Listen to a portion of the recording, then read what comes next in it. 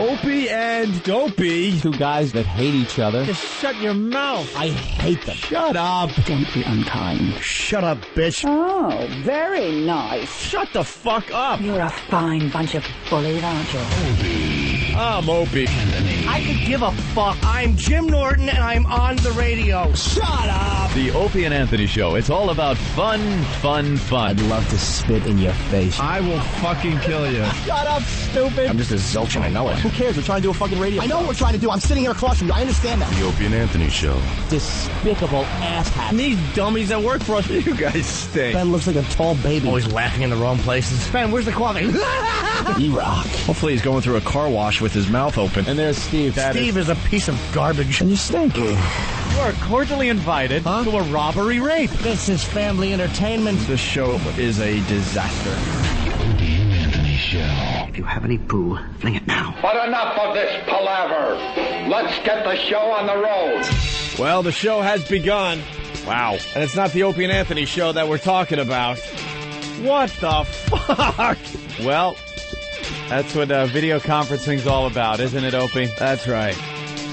Hi, welcome, good morning, Opie and Anthony Blah, Show. blah, blah. Sound effects, blah, blah, blah. Let's get right into it. Yeah. First of all, we got to say hi to Kevin Smith, who's in studio. He just stopped by to say hi. Hi, Kevin. And good morning. He just walked into all sorts of things here. Yeah. That's not a bad thing to walk into. That's No, good, right? Walk in the room, look at these two people talking. Yeah, they're just banging away on here. Map of Hawaii is their name. They're on the Pal Talk. We have our own Pal Talk room. It's Opie and Anthony Live. So everyone can see this? Yeah. And we have a camera right up there. No, looks over the whole thing. Show. Yeah, the fuck show. Very Because important. everyone's watching. Nobody's watching. No one's the watching studio us portion in right here now. anymore. They're like, No. oh my God, look at this dude. They have this picture up full size, full screen. And I got to tell you, it's a tough decision, though. Check out Kevin Smith on the Opie and Anthony program, or a couple fucking. Let's look at a sausage party room full of dudes. Right. Or this dude actually getting a chick. Well, I'm looking at the office cam at Steve's smiling face right there in the office. No work is being done in the office right now. He wishes he was her. Well, this started with an email over the weekend from E-Rock. Yeah. And E-Rock brought it to our attention that this fine couple would be having sex live on our show today with their Pal Talk camera. Yes. And Whole show? The whole show, or just as long until he's done? As long as he lasts. Really? That's a very good question. I don't know. He was doing a good portion of eating out before he even started. A little this. foreplay. Yeah. Foreplay while Ecstasy of Gold was playing. Advertising himself as a generous lover. Right. Right. He gives a little. Smart move. He gives a little. And then now he's got her. She's on her back. Her legs are up. It's an uncomfortable looking place, though. She's on a table. I mean, I understand. It's table. Yeah, but they just threw a sheet over it. Yeah, what's up with the table? That's why he ate her out. He's making up for the fucking table. I think as far as direction goes, it's probably a better location than the bedroom. It beats the bed, too, because the bed, you kind of sink into the mattress a bit. This will give you a better view. Better view of everything. You're not losing anything by sinking in. How many people are in the Pal Talk room? I don't know right now. I think guys, the numbers are going to go way up all of a sudden. That is fantastic. I would say maybe 300-400 are in the room right now, but those numbers are going to go up very fast. The thought behind it, I mean, they actually had to set their alarms to wake up, probably take a shower, get all ready, and then get to the fucking. They were just 319. Now there's 352. It's leaps and bounds here. He keeps slipping out. Man. Kevin, you're a big time director. What do you think? I mean, are they directing this well? Or? I think it's shot pretty well. That's how I would shoot it. You know, still camera, no action, just still camera, no moves. Let things happen in front of it. You like the lighting and everything? I'd go for a bit. I really bathe it in tons of light so you can get all those shadows out of there and see everything. Yeah, he's getting a few reflections off the window. She has a pretty large labia. Well, it's really lovely. And he's keeping the boom mic out of the shot. There You're ruining it, dude. You're ruining it. He's moving the telescope in the apartment. We saw that. Well, it's not like he's on a dolly and can really kind of move this around. That's true. He's multitasking. Give him a break, kids. Can we get their audio or what? Sometimes you can get their audio. Well, we can give it a try. Hey, Map of Hawaii, I will give you the audio. Let's see. By the way, his Give chick mics to all. is very fine. Oh, she's all right. Really, she's kind of She's attractive. Because when E-Rock said that a couple wanted to have sex with the Pal Talk camera today, I was like, no, they're... You have attractive fans. all right. You have attractive fans. If I had a couple fans fucking... All right, here we they go. Let me both go look over like here. me. All right, this is live audio as they... Here they are have fucking. sex. So it's kind of hard to have a conversation.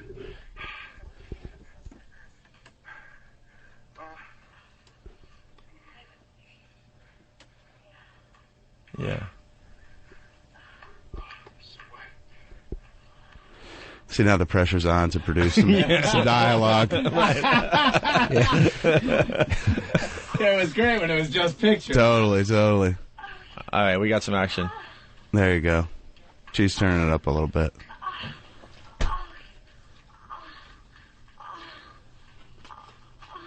Wow. I think the whole world needs to get Pal Talk. What can I do? I can pop it. I got it. Oh, good. I like watching people have sex. Isn't that great? Kind of an understatement, but yeah. I do. Yeah.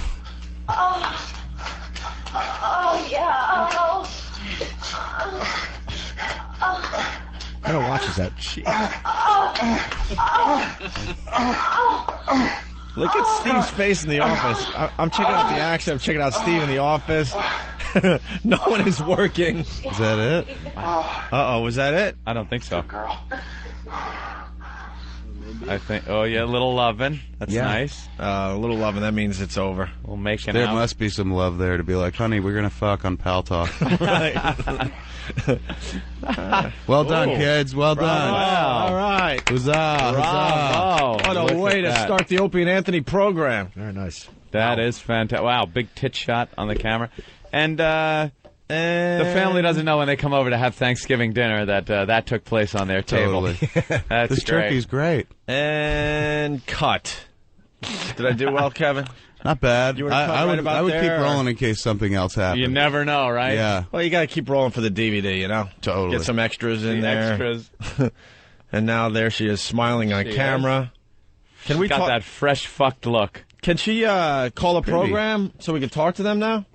Yeah. If they're listening, call the show. Totally pretty chick. Yeah, call the show so we can talk to you guys. See what you're all about. Yeah, call up. Call the show, and we would love to talk to you. That was a nice Very good. surprise. All Very right. nice. Now we have to regroup. Tony in Queens, what's up? Hey, O&A, how you doing? Hey, Jimmy. Yeah. Jimmy, I was at your show on Saturday. You killed, Jimmy. I was at the 8 o'clock show, me and my girl. Unbelievable show, Jim. Oh, thank you. Yeah, Jimmy played Albany all weekend long. That went well, Jimmy? Yeah, it was cool, man. It's a shitty, boring town, but I mean, the gigs were good. There's nothing to do. That's awful. It's all. We went to a strip club, and that was all we did. I was there with that little Corvette group that was very shocked at your humor. Oh, there's a bunch of 60-year-old people. They were part of a Corvette group. They all drove Corvettes and what, they just stumbled into the show, had no idea they had what no they idea were what a going fucking- to see? Yeah, slob they were about to watch. So it was good. Did they Thanks. walk out? No, they stayed. There was 10 of them. Were they really annoyed? Slightly through a lot of it, yeah, through the Monster Rain shit, and a lot of they just didn't want to hear a lot of it. The Monster Rain stuff is, some cute stuff, though. Yeah, well, they didn't find it adorable. All right, Jimmy. thank you, Tony. All right, take it easy, guys. I'm sorry, but the Map of Hawaii couple really fucked us up as far as our rhythm and energy goes, so we'll get it together here now. Brian in Brooklyn, what's up? Why the fuck did I leave for work early today? I was on Pal Talk last night, and Map of Hawaii had a boobs out all night. I wanted a little pre-show, and I missed the whole action. Well, don't they tape all these now, and then and it'll be shown later or something, Ant? I have no There's idea a whole what they underground do. network going.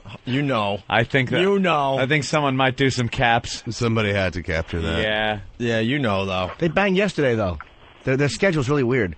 You have it was yesterday in the afternoon. I just turned it on. It's 4 in the afternoon, and they're fucking. That's all they do. That's all they do. That's all they should do. Look at her. That's Don't all they have should to go do. to work or anything? They got to call the show. That so apartment actually looks kind of nice. It's nice, right? The view. Yeah, As you can it's see, a good view and whatnot. So Yeah, where are they from? Floor to ceiling windows. Independently wealthy couple, I guess. Greg in D.C., what's up? Yeah, is this the beginning of a new bit called Moaning on Mondays? We've already got the Whip 'em Out Wednesdays. Yeah, you need that radio catch thing where you have to have an M word and then Monday a T word and Tuesday. A lot of alliteration. Yes. The problem is makes it that much better. Fucking on Friday. Well, your listeners don't know what the word alliteration means, so you might need to explain that one, too. Our listeners are very competitive, too, so they're going to try to outdo Let me tell you each other. something. I respect their listeners a lot more after watching that display. Yeah. They may do not know what anything. alliteration means, but they sure know how to move that camera around. All right, let's go to Eric in Bethlehem. Eric. Oh, hey there. I was at the Javits Center this weekend, and I saw Big Kev, and let me tell you, he was just a great guy. He really represents the program well. Oh, look at that. Sweetheart. He was totally cool, and also, got to mention Kevin Smith. Saw you there this weekend also. Fantastic. I didn't represent the program well at all. No, you could have done a little bit I better. really but should have. that's okay. Could have fucked on a table or Totally. something. I had a table, too, and why didn't I think to use it Yeah, like that? come on. That was the comic book but convention, again, right? I purchased some things from the Viewers Q booth. Oh, I appreciate that, sir. Send my kid to college one day. You guys are great. The program rules, and let's keep spreading the virus. I'm punching out. All right, thank you, fella. sir. How interactive are you guys with the message boards and everything these days? I know at one point you were pretty deep in. I'm always there. Still? I get on once a day and answer questions. I and pop stuff. over to the website and check it out, and you're pretty attentive. I do. I'm like this dude. I Yeah. eat him out for a while before I ask him to fuck. Give him the good fucking. Before I get it, well, I don't know if the fucking's any good, but I give him the fucking. That's it. But yeah, I spend a lot of time on the web. Without those cats, I ain't got a job. Yeah, exactly. Don't have fans like this, though, sir. No? No, not that they're all appreciative. different types. But we do the same thing here. Like, I'm on You guys the fuck on a message board. table? Yeah, fucking on the listeners? table for the listeners. You got to give. Awesome. You got to give a little Eat a little bit. ass, go right into the fucking. You got to be willing to eat a little ass. Totally. But I'm on there a lot and stuff, and you find that it does it makes a difference. You only think you're hitting a few people here and there, but it really does make a difference. When Word you gets out that you actually spend time there, and the upshot to that is that a bunch of people come. The downside is that a bunch of assholes can come as well. Yeah. Now, how do you take that? 'Cause I know for we've had years to- I used to just take it. We used to have people jump on and be like, "You suck cock," and spell cock wrong. Take a lot of shit, and then one day we decided to institute a message fee to join the message board. $2, and it goes to charity. It goes to RAIN, the Rape and Incest Charity.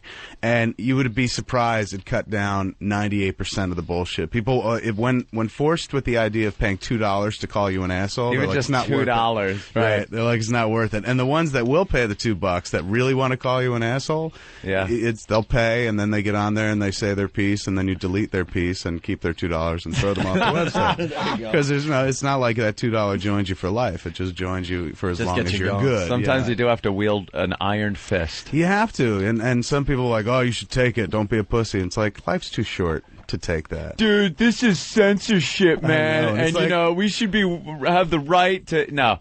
It's our message board, or it's Exactly. this guy's message board that owns it, and it's his right to put up No or such take thing off as whatever free the fuck speech he wants. there, exactly. No, not on a message board. And why, like on a fan site, should you have to take that kind of abuse? Why? Who? I mean, It there are a shouldn't be lot an of ass things. kiss site, but I mean, and that's what it. Hopefully, it remains for the rest of my life. But why on earth? Like, if you don't like something, do you ever go seek it out and be like, I don't like you? Don't you just ignore it? No.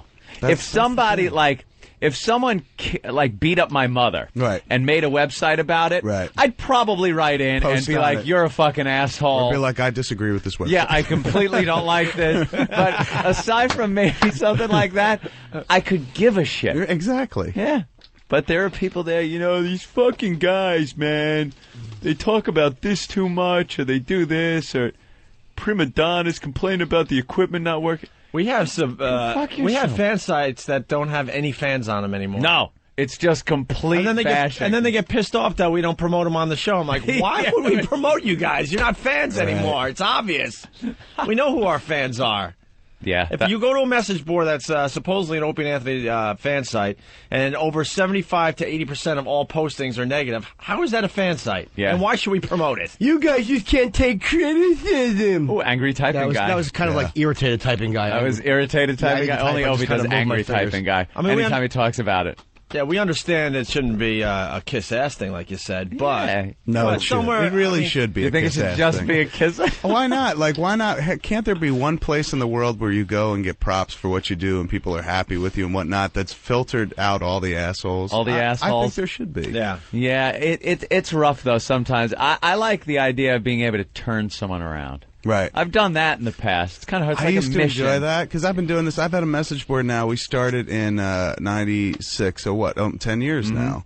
I used to enjoy trying to turn people around. Not anymore. Yeah, I mean, it's like if you don't like it, you don't like it. You know, I can't spend all my time, waste all my time trying to fucking convert one person because I've done that so many times. And the wife would just be like, I can't believe you spend all your time trying to convert fucking Wampa One instead of coming in here and fucking me. And I'm like, yeah, why am I doing that? I'll never meet this guy. I'm not going to fuck this dude on a table. I'm not going to convert I used this to do that as well, but now I just write them back and just write, oh, well. Yeah, that's my philosophy. That's my reply. Now is just like, they trash, do you feel trash, better? Trash, I hate you fucking, blah, blah, blah, and I just reply, oh, well. That's why this and that burns, too. They'll hate that. Because they're like, I wrote all that. You wrote 2 fucking words. This is why I don't like you. That's why that scene was so cool when you guys just went to the houses and just started beating people. the shit. And they're all like 12-year-old kids, and you punched them in the face. The people like, that don't like our stuff on the internet really like cite that movie as being childish. Yeah. Which is, I think, ironic. A bit. They don't like that scene particularly. Hey, we got to break into this conversation and talk to Katie from Pal Talk. All right? She just got laid. Katie! Yes. Very, very nice. Thank you. Well done. Thanks. A big star got to see you guys have sex. I know. We didn't know Kevin Smith was going to be here. Hardly a big star. I was a big star while you were fucking. Very big in my pants. Very nice. That was tremendous. Why? So you guys woke up early, set an alarm to do that? Yeah, well, we got to go to work, but it was definitely scheduled. So what do you guys do? If you're not comfortable saying, although you just fucked on the internet, so I can't see how you wouldn't be comfortable saying what you do for a living. I'm a financial advisor. Awesome. Invest in Pal Talk. So he's used to fucking people. Exactly. On a regular basis. And what do you do, ma'am? I work in a doctor's office right now. Oh, tremendous. That is great. And it looks like you guys are doing pretty well. What state are you from? We're out on Long Island. Yeah. You're on Long Island. Strong Island, as we saw this morning. Wow, damn. But you have a telescope. That's kind of nice. Nice place for Long But Island. the telescopes are for Manhattan, I thought. Yeah, Long Island. Right? No, we're way out east. We're right on the Sound, so we look over at Connecticut with it. Yeah. That telescope was an award they got for fucking on the internet. It was the first prize in an internet fucking contest. Yeah, there are people in Connecticut looking at you. They're actually using the telescope to look at stars. Can I ask what made you want to do it? I guess there's a bit of an exhibitionist streak running through both of y'all. You know what? We actually got our camera yesterday. We signed up for Pal Talk since you guys were talking about it so much on the show, and just got hooked immediately. Yeah, immediately. Now, is there any fear of repercussion, like family seeing this or something like that? Yeah, a little bit. It's kind of hot. Oh, so it's the danger that makes it interesting. Yeah. Good to know. I don't think anyone in my family would be on here, so. Nah, where do they live? Close. Close. They don't have XM? No, I don't. I want to get it, though. I will. If I was banging her, the first thing I'd want to do is get a camera and show everybody. She's fucking solid. Yeah, It's the she's first very thing attractive. I do. She's Look more who than I fuck. solid, sir. She's solid is what, a 6, 7? She's No, definitely 8. For me, a solid is more in have high the 9 standards? area. Really? No, not for my own life. Just in general. 2.5 is fine, but when observing on film. How long have you guys been dating, or are you married? No, we've been dating for about a year and a half. A year and a half. So Yeah. I guess the dream is to have some ex-girlfriend or boyfriend cruising around Pal Talk and be like, oh my God. Okay, I know. That's what I'm I let her go. Oh, the boyfriend, an ex-boyfriend, just going, hey, I heard about this Pal Talk. Let me. Oh shit. Oh no. The ex-girlfriend is just like, I can't believe he ate her pussy. Yeah, that's pretty nice of you there, dude. Giving a little bit beforehand. That's smart. That's called marketing, sir. Yeah. Just in case things don't work out, be like, you may have seen me on Pal Talk eating my ex-girlfriend out. You got to give her a little something on the front end. And Are you guys talking? they just got the camera, yesterday? You already had sex 2 or 3 times? We got it 2 days ago. Yeah, we've had sex like 3 times on it. Because, Jimmy, you saw them having sex last night, too, right? It was yesterday sometime, yeah. It was lovely. Did you We were jack just off gonna to have it? sex No, today, but then I was like, you know what? Let's just do it. Got a little excited. No, I didn't bang because I still don't have shades, so I'm in that open, fishbowl room, so I just have to kind of squeeze my mule through my sweats under my desk. Like a creep. You are Yeah. despicable. I know, it's awful. People can look in from all these windows and see me. Do you think there's a point where it's not going to be enough that you have to take it to the next level, a.k.a. anal? Oh, he's been trying. No doubt, man. Who hasn't? If there's blood in his veins, he's trying. How old are you, wacky kids? I'm 22. I'm 25. Right on. 22, Where'd you guys 25. meet? In a spa. Yeah. Which I worked in the salon, and he came in. We went to the same school, though. Just graduated different years. Want to plug that school? Because I'm sure they'd be proud to see two of their alma mater out there really making it in the world. I think you'd like to see this clip on classmates.com, baby. Then and now. Did you guys know each other when you were in high school, or you were a few years apart? Yeah, we didn't know each other through high school. But he would be, what, a senior when you were a freshman? Yeah. Right on. And you had Well, no we idea that one day you'd be fucking this upperclassman on the internet. Life takes weird turns. These guys are the stars of Pal Talk, though.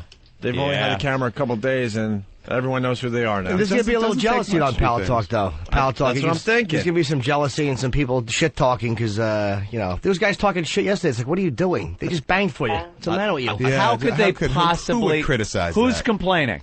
I mean, I can see, like, the conservative side, the moral majority criticizing, but if you're on Pal Talk, and if that bugs you, you wouldn't be looking at it in the first place. There's Who would a section. criticize There's that? a section on Pal Talk for talk, liberal, conservative. There's like talk where you could sit there and talk about the issues and everything. And then there's adult section with the video like this. The only criticism I would have is why have they only fucked 3 times in 2 days? This needs to be happening all the time. We're trying. You got to earn some money, I guess. Well, go to work. Is it a long commute? Yeah, where do you work? Manhattan? No, I work on Long Island. There's no way they would Actually, not too far from F.H. Riley's. We're going to go next week. Yeah, we'll be there. Oh, Jesus Christ. You just gave the best plug. Thank you. Opie's Brothers Restaurant, F.H. Riley's. You guys are going to be there what day? We're going to go on Saturday for the karaoke thing. But listen, since there's so many weird guys on the internet looking at my girlfriend naked, could you guys bring Master Poe to protect her? We're going to have Master Poe there, Club Soda Kenny. It's going to be a great night. You will have all kinds of protection, believe me. We're talking about late night karaoke at F.H. Riley's this coming Saturday night. 400 New York Avenue in the heart of Huntington, So yes. I guarantee you nobody will hassle her because I'll be standing right behind her whacking my bag. That's fine. Jim's going to have to be removed. No, Well, that's wonderful. And sir, don't discount the amount of guys who will be eyeballing you as well. Now they've seen your gear. It's so true. The guy's packing. I turned it on. I'm like, who's putting a leg in that girl's vagina? Oh, it's a stick. Isn't that the weird thing? Like, we all watched them fuck, and we watched it. Once he pulled out his cock, nobody said, hey, that's a really good-sized cock. Because nobody wants to say that's a good-sized cock in case somebody in the room goes, that cock's small. You know? Nobody wants to admit that, like, wow, that cock made me a little... Poor son of a bitch. No, you're just afraid that your voice will crack while you're saying it and it will come out wrong. That's quite a cock. That cock looks delicious. That's so funny. Yeah. Well, thanks again. We'll look forward to seeing you on Pal Talk and Saturday night at F.H. Riley's. Wow. We'll be there. God bless your union, kids. Keep on doing it. Yes. Thank you, guys. Bye. There they go. Bye. The Please stars of the put show your clothes already. back on. We've talked about it in the past how someone must have approached the patent office, software company, the first idea of video conferencing and just been, this is great. You know how Bob has to go over to Japan every couple of weeks and meet with the Wasaki people? We can now do it online. Right. And the very next thing was, and people can fuck. You know damn well. The pitch was all business, but then when we come down to the reality... secondary market was like, could you Absolutely. imagine watching Bob fuck his wife? Real time. In Japan. Before the meeting. All right. The phones. Wow. Let's see. Let's start with this over here. Mr. Motherfucker from Whackbag. Ooh. Oh, yeah, I just wanted to ask Kevin about what Brian Johnson is up to these days. Brian Johnson, a friend of mine, a guy that made this movie called Vulgar. I saw Vulgar. Oh, yeah. Trippy I flick. saw Vulgar. Brian Holy shit. has been in Jersey for the last, I guess it's coming up on 5 months. I'm going to see him tonight, actually. And he's going to be coming west again. He was living in Los Angeles for a while. He's been writing the next flick he wants to do. Yeah, just want to thank him for, I was at Wizard World in Chicago, and he took part in something that I shot where I tried to get a few celebrities to wish Jim Norton a happy birthday. Right on. Oh, and that was pretty cool, so... He's a good guy. He's a tremendous dude. Funny guy. One of the funniest people I've ever known in my life. Oh, yeah. Anyway, I'm punching out. All right, thanks. Thanks, man. I did see some of that footage, too, by the way. Thank you. Punching out who? No, just punching out. As in, he has nothing else to offer. That's it. And he That's wants it. to get out before he crashes. Hey, that was a good move, man. A lot of people don't do that, though. They'll just hang on there and be they like, hang so. out, their jet goes right in, and then they go, I'm punching out. And it's like, no, you're flaming fuel and metal. Yeah, it's done. too late to punch out. Some people, they try to be humorous on the show, and they stop and they go, but punching out, and that's legit. He reached between the legs, pulled it, the canopy went, flew out, he's fine. Right. His joke, into the ditch, but some people don't know when to punch out. I think you unload and you get out quick. Yeah. Hey, going back to Pull the handle. the Vulgar movie, how'd you get that in Blockbuster? They did 2 cuts of that movie. One that we did theatrically. And I saw one, the clean cut then? You saw the clean cut. No way. If you got it from Blockbuster, we had to do an R-rated cut because they don't carry Are you kidding? NC-17 movies, yeah. That movie was or unrated. deeply disturbing. Yeah, they cut some And stuff I could not out. believe I got in Blockbuster to begin with, but you're telling me there's a dirtier version out there. Yeah, the clown rape scene goes on a little bit longer.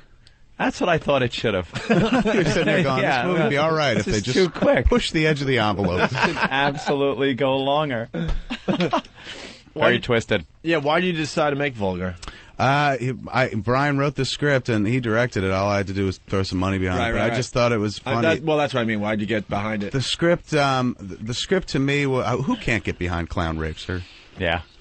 Especially male-on-male clown rape. You see so many rape movies that it's just the standard with a guy and a girl, but why not switch it up and go the other way, equal time? And the script to me just played like Brian Johnson on a page. Like it was just my friend kind of splayed out there on a page, and every line just reeked of him and made me laugh. So I was like, oh, I can get behind this. Plus, it felt like a real 70s exploitation kind of flick. Totally loved it. What do you think of Jason Lee with My Name is Earl? My name is Earl. Thank God, the rest of the world seems to have caught on to Lee. It's great. Does he call you and thank you? He's always been very incredibly gracious. Yeah. But it was nice right before the show debuted, like there were billboards for that show. It I don't was know how all it was. over. The was hype it the same was here? huge for it. In so Los it was Angeles, I really couldn't drive like 5 blocks without seeing Jason Lee's face all huge, and that just did me proud. Yeah. That made me feel like a smart guy. I was like, I cast that dude. I think he's repeatedly. fantastic, and I was a little scared when I saw all this hype, thinking, "Oh shit, It can't live up to it." Can't but live no, up to it did. He is too goddamn funny. He is so charming. The show rests solely on his shoulders. Yeah. And he's very charming at its epicenter. Yeah. So it kind of works. And Ethan's it's all funny him. too. Ethan Suplee plays his brother. And just the thought that he has to walk around with that mustache and that hair all the time. I know. Really cracks me up. He came in and did a day for us on Clerks 2, and he showed up in his mustache, and I was like, well, dude, we're going to have to shave that mustache. He's like, I can't do it, dude. This is the money. It's like, I'm kidding, sir. I'm kidding. It's like Burt Reynolds' mustache back in the 70s. Totally. He finally has his Reynolds stash. It's gotten, like, that mustache has become so identifiable that, like, those articles were like, who should be cast in this movie? They were talking about doing a Magnum P.I. movie. They're like, top choice should be Jason Lee. Why? He's got the mustache. Man. He's got Never the mind Magnum whether or not he's good for the role. He just has a little facial hair, and that'll do it. What about Clerks 2? Clerks 2, August 18th comes out. August 18th? Yeah. Happy with it? Love it. Yeah. I think it's really, really funny. Yeah, saw the trailer. Not much info in the trailer. Teaser. A lot More of so than it's trailer. Teaser. Yeah, teaser. Just give you a general flavor of what it looks and like. It's great to see everybody again. I'm definitely looking forward to it. I love it, sir. I'm not going to oversell it. I love it. I think it's funny, and it's really raunchy. It pushes the edge of the envelope very, very far. I don't think we're going to get a rating, because we know we can't get an R, so rather than go out with an NC-17, we're just going to go out unrated. Unrated. Yeah, because ironically, you get an NC-17, nobody gets into your movie, under 17, but if you're unrated, a 5-year-old could buy a What are ticket. the restrictions to, unrated? There are no restrictions. But Unrated why means wouldn't you haven't everybody- gone through the why wouldn't MPAA. everyone do that Because then? most studios are signatories of the Motion Picture Association of America, so they have to get a rating. Oh. So most of your independents aren't, and that's why films that come out, like The Aristocrats was independently distributed, and so they had no rating whatsoever. So the risk you run is there are some chains out there, some theater chains that are like, well, we won't take an unrated flick. But we weren't looking for, 3,000 screens anyway. I would be happy with 1,000 screens. I know there are 1,000 screens out there who wouldn't mind programming our flick. What kind of goods are in there that might get you an NC-17? It's not. Again, it's not even like. It's certainly nothing like the couple on Pal Talk. There's nothing visually titillating. It's just all the stuff they talk about. Yeah. conversation. It's conversation. That's the weird thing in this country is you can get away with showing people get blown away and chopped up in an R-rated movie. We talk about that all the time. The moment you start amazing. talking about sex, they get really antsy. Give you an NC-17. How many people are in the MPAA? How many? What is that? There's a great documentary that just screened at Sundance, and it's going to be on. I think it's on IFC. Yeah, it's going to be on IFC this year, and it's called "This Film Is Not Yet Rated," made by this guy named Kirby Dick, and it's about the ratings process and how it works, and it's shrouded in secrecy. You don't know who's on the MPA, you don't know who's screening or rating your film, and Kirby spends the whole movie trying to track down and identify the people that are actually on the MPA, and hires 2 detectives to like follow them, and really by the end of the film does identify them. I mean, hopefully I'm not spoiling it. And then the rest of the film is made up of interviews of filmmakers who've gotten an NC-17 for ridiculous shit. Yeah, most people have no clue. I don't know how that's the thing. Like, I've been through that process so or... many times, like getting a film rated 6 times. Twice I've had ratings that I've actually had to go in there, 3 times that I've had to go in there and fight. Twice I actually went in and fight. On Clerks, they gave us an NC-17, and we went through the appeals process, and we got that overturned to an R without cutting the flick. That was and on pretty Jersey much Girl, dialogue, that was right? all dialogue. Yeah. Jersey Girl, which is a film that is so fucking tepid. You know, there's nothing in that film that's by any stretch of the imagination like R-rated territory, and they gave us an R based on a conversation that Ben Affleck and Liv Tyler have in a diner about masturbation. And I was just like, are you insane? Like, we don't even use, colorful euphemisms for it. Like, bopping the bishop or some lame shit like that. It was all clinical terms. Yeah. And still, the one of the raiders, I think her name was Joan, when I spoke to her afterwards, she goes, look, I would not be comfortable with my 16-year-old daughter sitting there listening to Liv Tyler talk about masturbation. I'm like, your 16-year-old daughter is rocking the shower head, I assure you, every morning. Don't worry, she can hear this because she does far, far worse, finger banging. I love when they pull their personal little...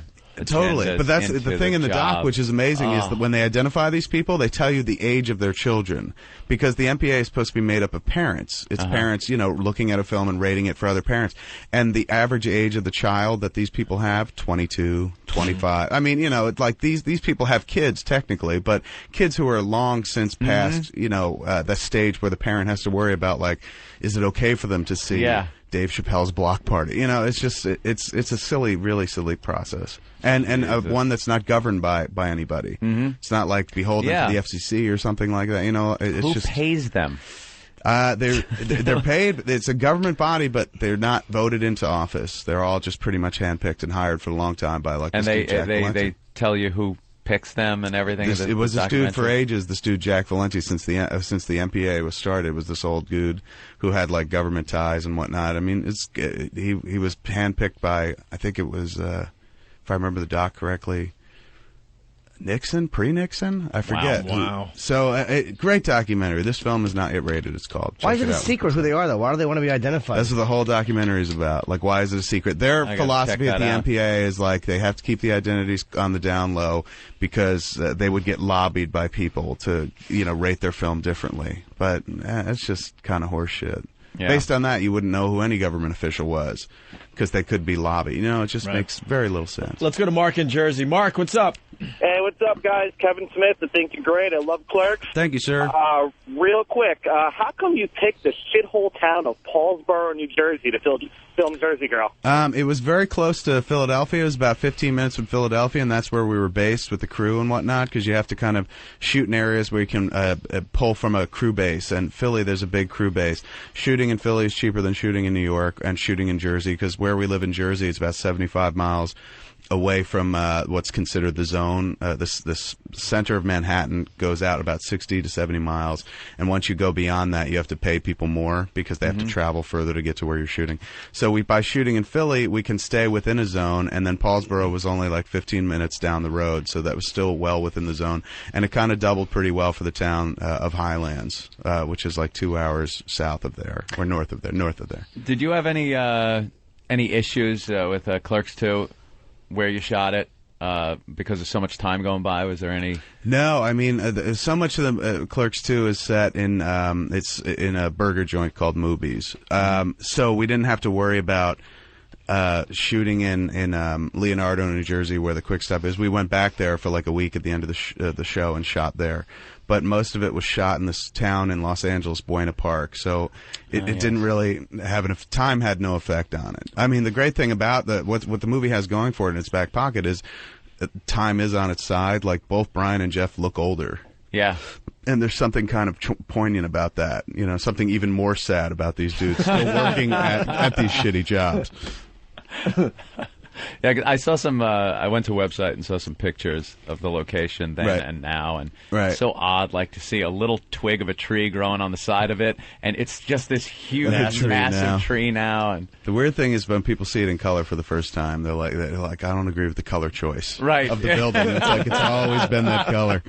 Are people just stopping by that location all the time? Yeah, they said that they get people at literally every day. Jersey legend, man. They buy Gatorade and smokes, and then they ask to take a picture behind the counter. Oh, that's and so they cool. hate it. The toppers who own the store are just like, oh, it's too disruptive. People come in here all the time. Why wouldn't you just charge $5 to do it? Or totally. That's what I said. What's I said, wrong you got to with start it? selling T-shirts. You got to start charging people to take a picture behind the desk. I mean, make the most of it. Yeah, but they're very.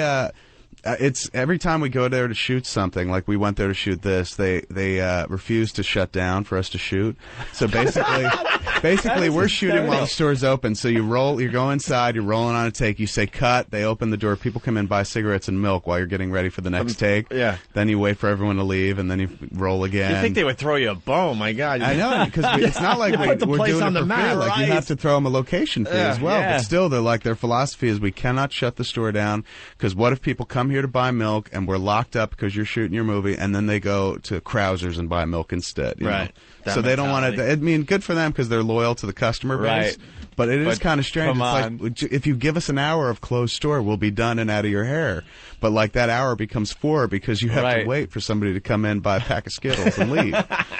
You think maybe they like the idea, though, of people coming in and seeing you guys film there, too? Maybe it's a way to kind of show off that they're having a movie made there? I don't think it has nothing to do with that, because they would erase the memory of the movie from people's minds, because they feel it disrupts business all the time. Like when people come in to take a picture of the store, like while they're working, it's just like that's holding that dude, holding up this dude behind them from buying a paper. So, I mean, they're very nice people and they're kind to everyone that comes in, but like they secretly can't stand when people come in and say like, this place is so much bigger than it looks in the movie. They're like, we can tell the people when they walk through the door, we can tell them right away that they're fans because their eyes are wide and they're staring at everything in the store. It's like I could understand about the disruption thing if you did the movie in a hospital. But it's like, God, you're a fucking convenience store, okay? Totally. Lighten up. I think maybe at the end of the day, it's just like too much traffic. They like their downtime. Yeah. They like to, the morning rush and then the post-school rush, but like, they like that downtime. They can sit around, watch TV and stuff, but now they got people come in all the time. Dogma. We talked about it over the phone for a little while last time we spoke. You had a lot of issues with that, with the Catholic League. Yeah. Such a great organization. Donahue, we've had our problems with him, too. He got on you. Oh, that's right, because the fucking the St. Pat's thing. And that dude's a tool. That dude has nothing to do with the Catholic Church whatsoever. Nothing. He's self-appointed. He created his own organization. He loves the attention. Like you read about. And then he makes grist from the mill out of it. And then at the end of the day, like, because he took us to task for Dogma and raked us over the coals and whatnot. And then some Entertainment Weekly reporter who had spoken to him passed on to me, like, once the Dogma thing died down, she said, Bill Donahue said he would love to take you out and buy you a beer. Yeah. And I was just like, first off, I don't drink. Second off, like, this dude made my life hell for months. Yeah. And what's the Catholic dude doing drinking? He said, like, I'm bad. I'm going to hell because I made this movie and this dude wants to booze it up. Yeah. Would you ever take on something like that would give you some shit in your life at this point in your life? It'd be tough. Like, when you're full of piss and vinegar as a kid, it's right. like, fight it. I'm going to fight him, man. It would be tough at this point because I've thought about doing a follow-up to Dogma, not necessarily Dogma 2, but something in the same vein. Particularly after September 11th, like, religion became a big topic of discussion. I mean, September 11th is religiously motivated. Our president admits to being a born-again Christian. Creepy religious things going on where I was just like, wow, I do have a lot more to say about religion. But now I'm married and I got a kid, and the thing is, if you're going to talk about religion, you have to talk about Islam at this point. Yep. And the moment you talk about Islam, you gotta worry about your head. You gotta worry about fucking getting killed. Yep. And when I was single and by myself, and I was irresponsible, who gives a shit? I got my friends will kick their it's ass, just like Brian man. Johnson, Walt Flanagan, half stack will take them all on. Kick their ass. Take on the entire fucking community. And now you got to think of a wife and I got kid a wife and kid, and that's the thing. It becomes, and people be like, "Oh, you pussy." It's like, all right, you go do it. Just take my place. Never understand. At least that. you're honest though about being, because they are. To me, Islam is scary, and they murder you for speech issues. Right. And nobody wants to talk about that. Everybody's like, well, you can't be judgmental. I mean, they're peaceful. They're not peaceful. That's not Kevin saying. That's me saying. They're not peaceful people. Yeah, no, it's not about at least you're I'm honest being about it. kind to people and letting them have their say. It's just like look at what's going on with the Danish folks who drew the cartoons in the newspaper. It's like that is some frightening shit. How about Van Gogh, who did an unpopular film about Islam? So the guy stabs him, shoots him, and sits on his chest and waits for the cops. They're sociopaths. But it's not violent. No, I'm back and forth with an email thing with a guy who's not a bad guy, but he's like, you're a Muslim hater, and I got to deal with that shit. And it's like, no, I'm not. Kind of. 3 keys on the keyboard: the Y, the E, and the yes. Jimmy, send. And that's the thing. It's like they'll make it like about hating Muslims, and it's not about hating Muslims. It's about hating any extremist, anybody, a Catholic, a Christian extremist, anybody who takes it too fucking far. Well, when Christians all over the world are fucking rioting and setting fires because of something Marmaduke did, then I'll lump them all into the same category. But right now, Islam, this one is on you. Don't you remember the Great Garfield Uprising from 78? Where people were like, he likes lasagna far too much, and somehow this besmirches Christ. All right, well, let's go to the phones. A lot of people want to talk to Kevin Smith this morning. Heather, what's up? Hey, Kevin Smith, how are you? Hey, how are you? Good. I wanted to tell you I love Clerks. Thank you. Ironically, I moved to Jersey. I moved to Middletown about 5 years ago, so I've been to the Quickie Mart. But I wanted to know if the Food Circus clown made it into the second Clerks, because I saw you taping there. We did. Food Circus Clown is totally in the opening 5 minutes of the movie. There's this big, there used to be a food store in Middletown, New Jersey, that, back in the days they would do that huge pop art, and they had this scary looking fucking clown.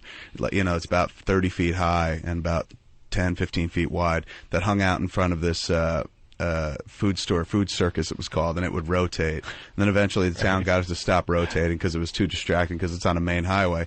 Then the place sold, it closed down, the Food Circus closed down and became a liquor world instead. So now he's like the liquor clown with these red eyes and whatnot. And he's got a oddly placed hand there. There used to be a secondary piece of art that came out, him holding a balloon, but the balloon's gone. It looks like he's holding his cock. So it's this thing, this total wonderful eyesore that sits on the highway in Middletown that people have been trying to get taken down for years, and a bunch of people, the rest of us, have supported it because it's such a great piece of pop culture that you don't see anymore. They don't really do big art now. It's all billboards whoring something, right? It's corporate shit.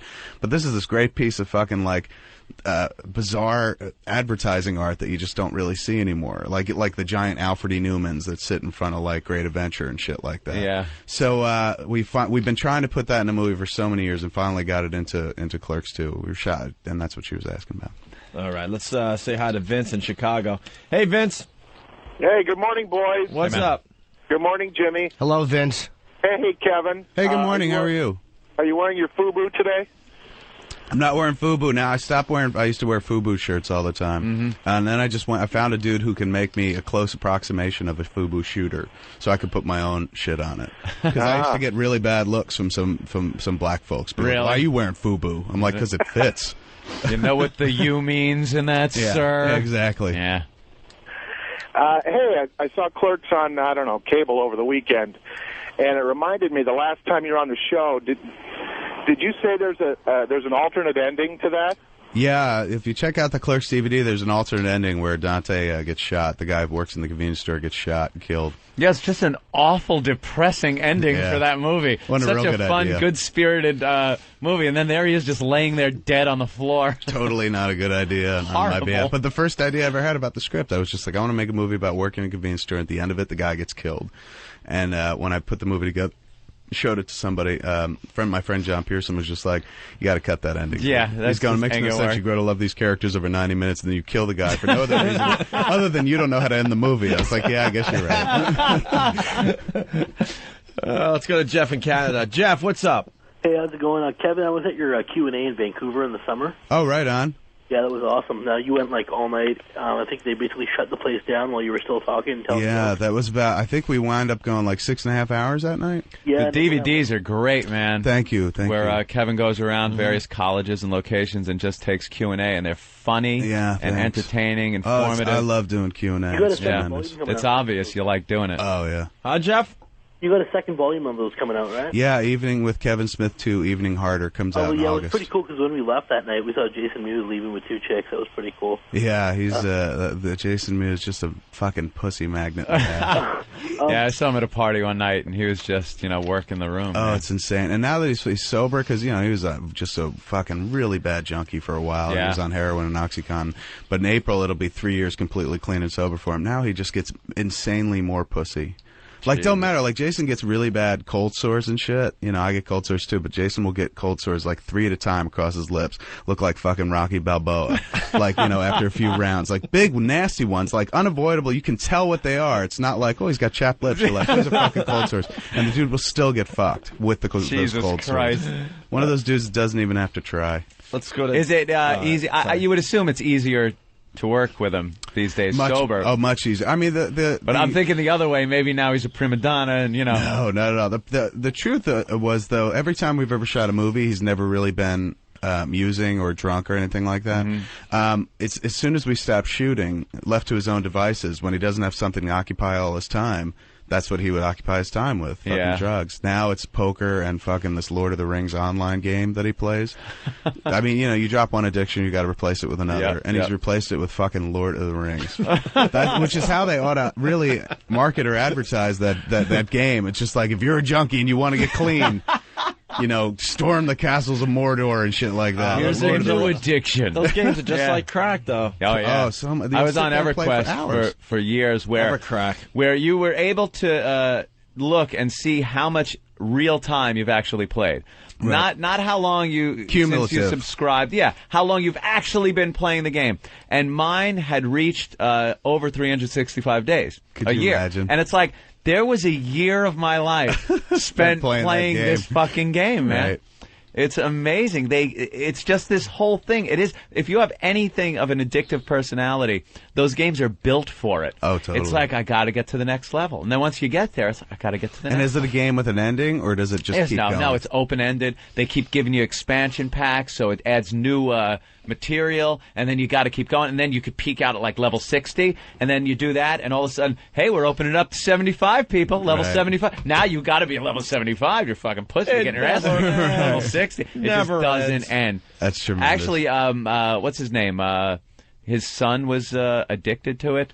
Ben Stein. Oh, Ben Stein, that's right. Ben Stein wrote a whole thing about how his son was addicted to EverQuest.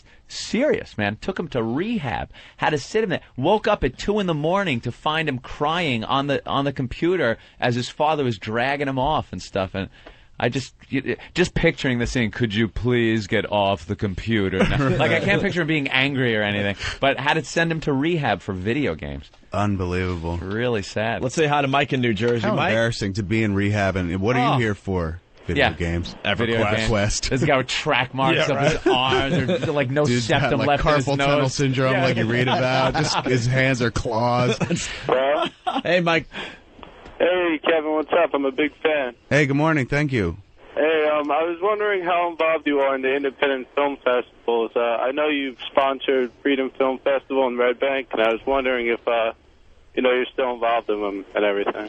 I didn't really. I mean, I don't want to take credit for that festival. They asked me to throw some money behind it, and I think I bought some ads and threw them some cash or something. But that was a festival of their own doing. Those cats that put that together in Red Bank. But I don't get that involved. I mean, I'll be involved in a fest if I take a movie there, or if I go there to be a judge or something like that. But I haven't. The only festival that I've sponsored, and it was more of an online festival, was this Movies Askew contest we did last year, where people could send in their flicks and other people could vote on them and stuff like that.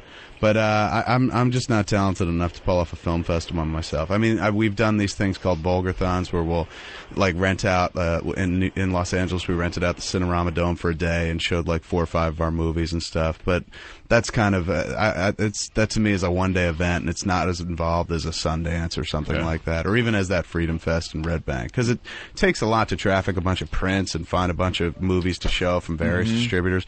If I want to show a bunch of stuff I've done or some friends of mine have done, very easy.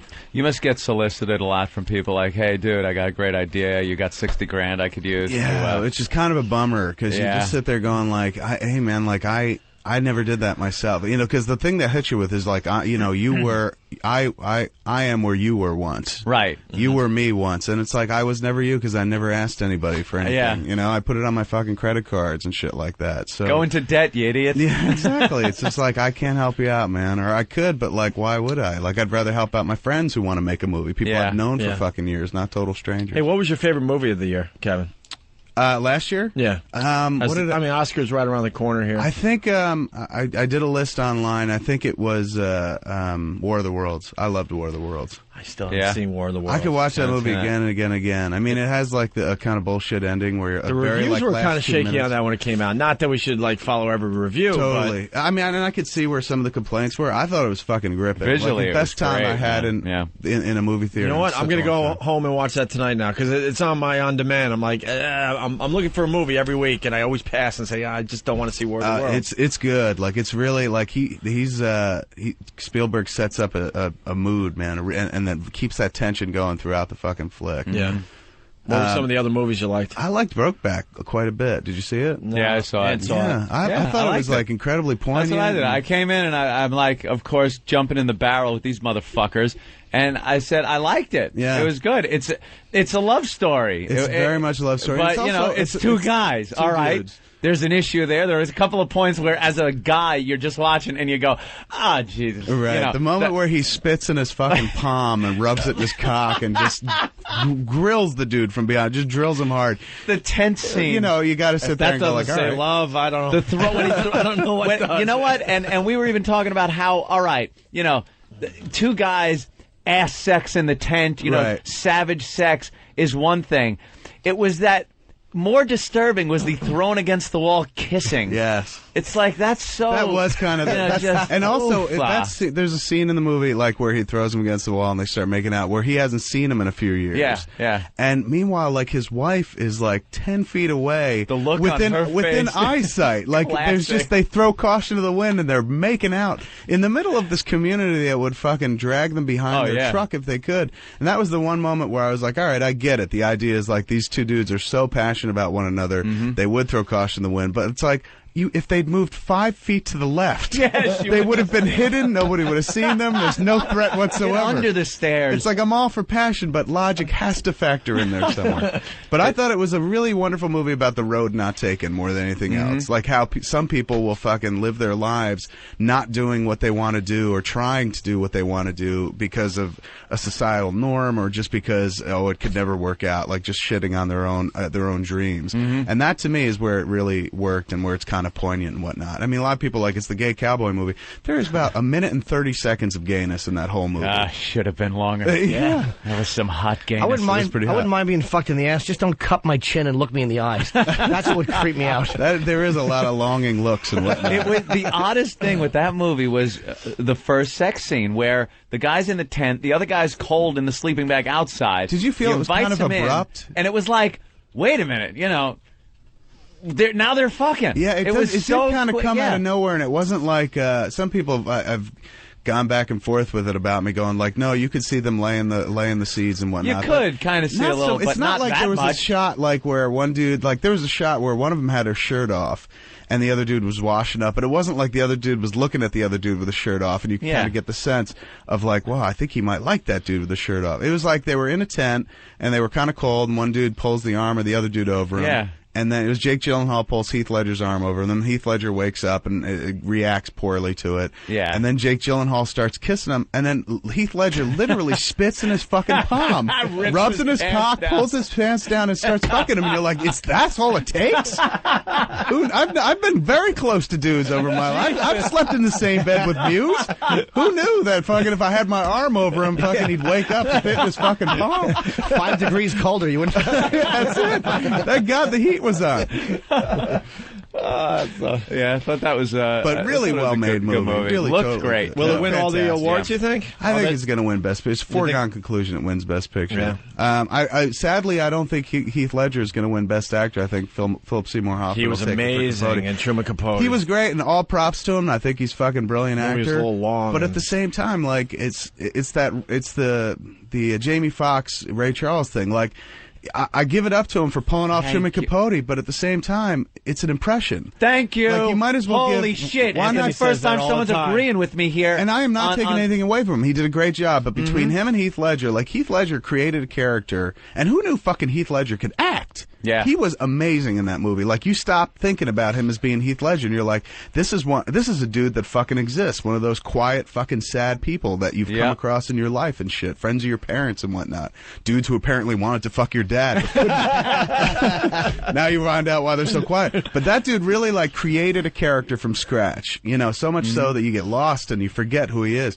Philip Seymour Hoffman, while great in Capote, is basically had shit to go from. He knows what Truman Capote sounds like. You can go back and listen to recordings. You can watch him in that movie Murder by Death. And to me, it's like, well, why not give fucking Rich Little an Oscar? You know? Yeah, Rich Little on Carson doing Capote. Exactly. Isn't that also the same thing that could sink you, though? Like the fact that everybody can kind of go to this guy and say that, so it's like as great, as easy as it makes it for you to do it, it also makes it that much harder because people can go make a relative comparison and go, no. I would agree, but at the same time, you're not talking about somebody who the whole world knows. You know, like Truman Capote, you really have to be kind of well versed in the field of literature or arcane fucking pop culture to know who Truman Capote was and what he sounded like. It'd be one thing if like he was playing fucking George Bush, you know, and everybody goes, all right, we all know what this dude sounds like. Right. A lot of people don't necessarily know what Capote sounds like. But you're right, if he didn't pull it off, it could have been horrible. But at the same time, he's not playing a guy where if he didn't pull it off, the whole world would be like, you fucking ruined Truman Capote. You know, you got most of the world going, who the fuck was Truman Capote? Dude, I think if you're going to give an Oscar for Best Actor, it should be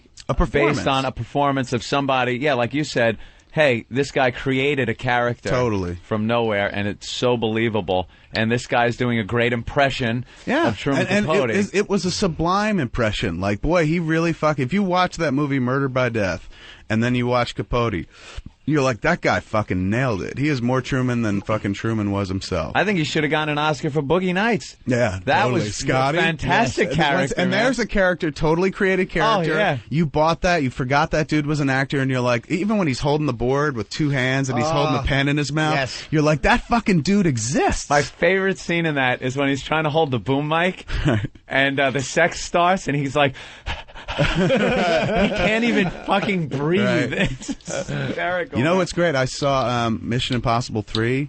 J.J. Abrams showed me an early cut of the movie. It is fucking awesome. But Philip Seymour Hoffman plays the most sinister, crimson, believable screen villain you've ever fucking seen in your life. Yeah. Like the scariest screen villain since like Hannibal Lecter in Silence of the Lambs, where you're like, this dude is fucking scary. And not scary like, you know, they show you villains all the time where it's like, I'm going to kill you. And it's not that scary. You know, most of them especially if they deliver it like that. Exactly. I'm going to kill you. That's the performance. Especially after 9/11, now every terrorist they show in a movie is still German. Yes. Or Russian. Euro trash. That's fucking realistic. Hans Gruber. Yeah. Totally. Right. I am Christian. We know. We understand. We know. But this dude Philip Seymour Hoffman is so fucking disturbing in the movie. Like, if you've seen that trailer online where he's going, like, do you have a girlfriend? Like, what's even more impressive about that scene is he's in that scene, he is in the submissive position. Like, he's been captured at this point, and he's still fucking, like, just sitting there talking to Cruz going, I'm going to hurt her. I'm going to hurt her, and then I'm going to kill you in front of her. And you buy it. He's so fucking good in the movie. You got to see it. It's a tremendous flick. I saw, I was watching last night and I couldn't get enough of it. Fucking Grizzly Man was on. Oh, you watched that? I told you. Dude, I told you. I didn't see the whole thing because I had to get to bed for this. I saw like an hour and a half of it or an hour and 20 minutes of it. I really liked that guy. He was a bit of an ass, but I wound up liking Timothy Treadwell. Oh, you did? Dude, I liked him. I really liked Tim Treadwell. I was like so happy that he got So eaten. did a bear. Liked him a lot. I wound up enjoying the That movie. guy It was great. decided to commit suicide, man. I liked him a lot, man. You can't You do didn't that. see the end of the movie yet? You Not can't yet, no. sit there and cavort with bears and not expect to get fucking eaten. Oh, he was sooner a or later. douche, but I What mean, an I idiot. just kind of felt for him at one point. But Just did you read the because, story about those two bears they just euthanized? There's two bears who, I guess they had them in some kind of zoo-like preserve or something like that, and this 4-year-old got through three different barriers, aided and abetted by his parents, apparently, to take a picture as close to a bear as possible. Didn't get mauled by the bear, got kind of scratched or hit by the bear, and it's a question as to whether or not it was, whether he was actually hit or scratched by the actual bear. But there was the place that, I don't know if it's a zoo or a preserve or something, immediately opted to euthanize the bears and then check them for rabies. That amazing. And now the town's in an uproar because they didn't clear it with the town, and the town is maintaining, like, look, this is on our property, so you had to confer with us first and you didn't. Now there's a massive investigation. But you sit there going, what kind of asshole parent gets their kid through two fucking barriers to get close to a wild animal? Did the kid die or just get hurt? No, kid didn't hurt. Kid barely got hurt. But now like, they it's have not to like he kill was the in the bears. hospital. They put the bears down. I hate that shit. Yeah. Like when someone gets too close at a zoo and they grab the coat and yank you into the... And they're like, we got to kill it. They got a taste for human blood. Yeah. Yeah. You ever see the... Because the animal is doing what it's supposed to do. You ever see the polar bear one where he's ripping at the lady's That's right. coat? Oh, that's the greatest But footage they ended ever up killing the taken. polar bear. Because the lady was stupid enough to be, that close. A couple of years ago, about a year or two ago in Jersey, like right by Six Flags, by Great Adventure, I guess there was a lady that had some wild animals who I guess used to be... Yes, I remember the and she story. had a tiger, and the tiger got out. And for the first day... She was kind of going like, "What? I don't have any tiger." Like, everyone knew her as the tiger lady. Yeah, but she didn't want to cop to it because it's illegal to have a fucking wild animal. Of course. So they captured the tiger and they put the fucking tiger. The tiger did nothing. Strolled around, didn't attack anybody and shit. And then they still chose to euthanize. You'd think they could just dump them somewhere where they belong in India or Apparently in something this and let lady's 'em- yard. Yeah. That's where it was, but just got out one day. Or a zoo or something. Let it just hang out. Fucking... I don't know. I don't It's like weird. hunting. Take shit out of its natural element and then decide to kill it. They do the same thing with sharks, though. Shark attacks, they go nuts. They're like, we gotta kill it. And it's like, dude, you are throwing yourself in harm's way. You step into that ocean. It's an eating machine. That's like the story of every summer.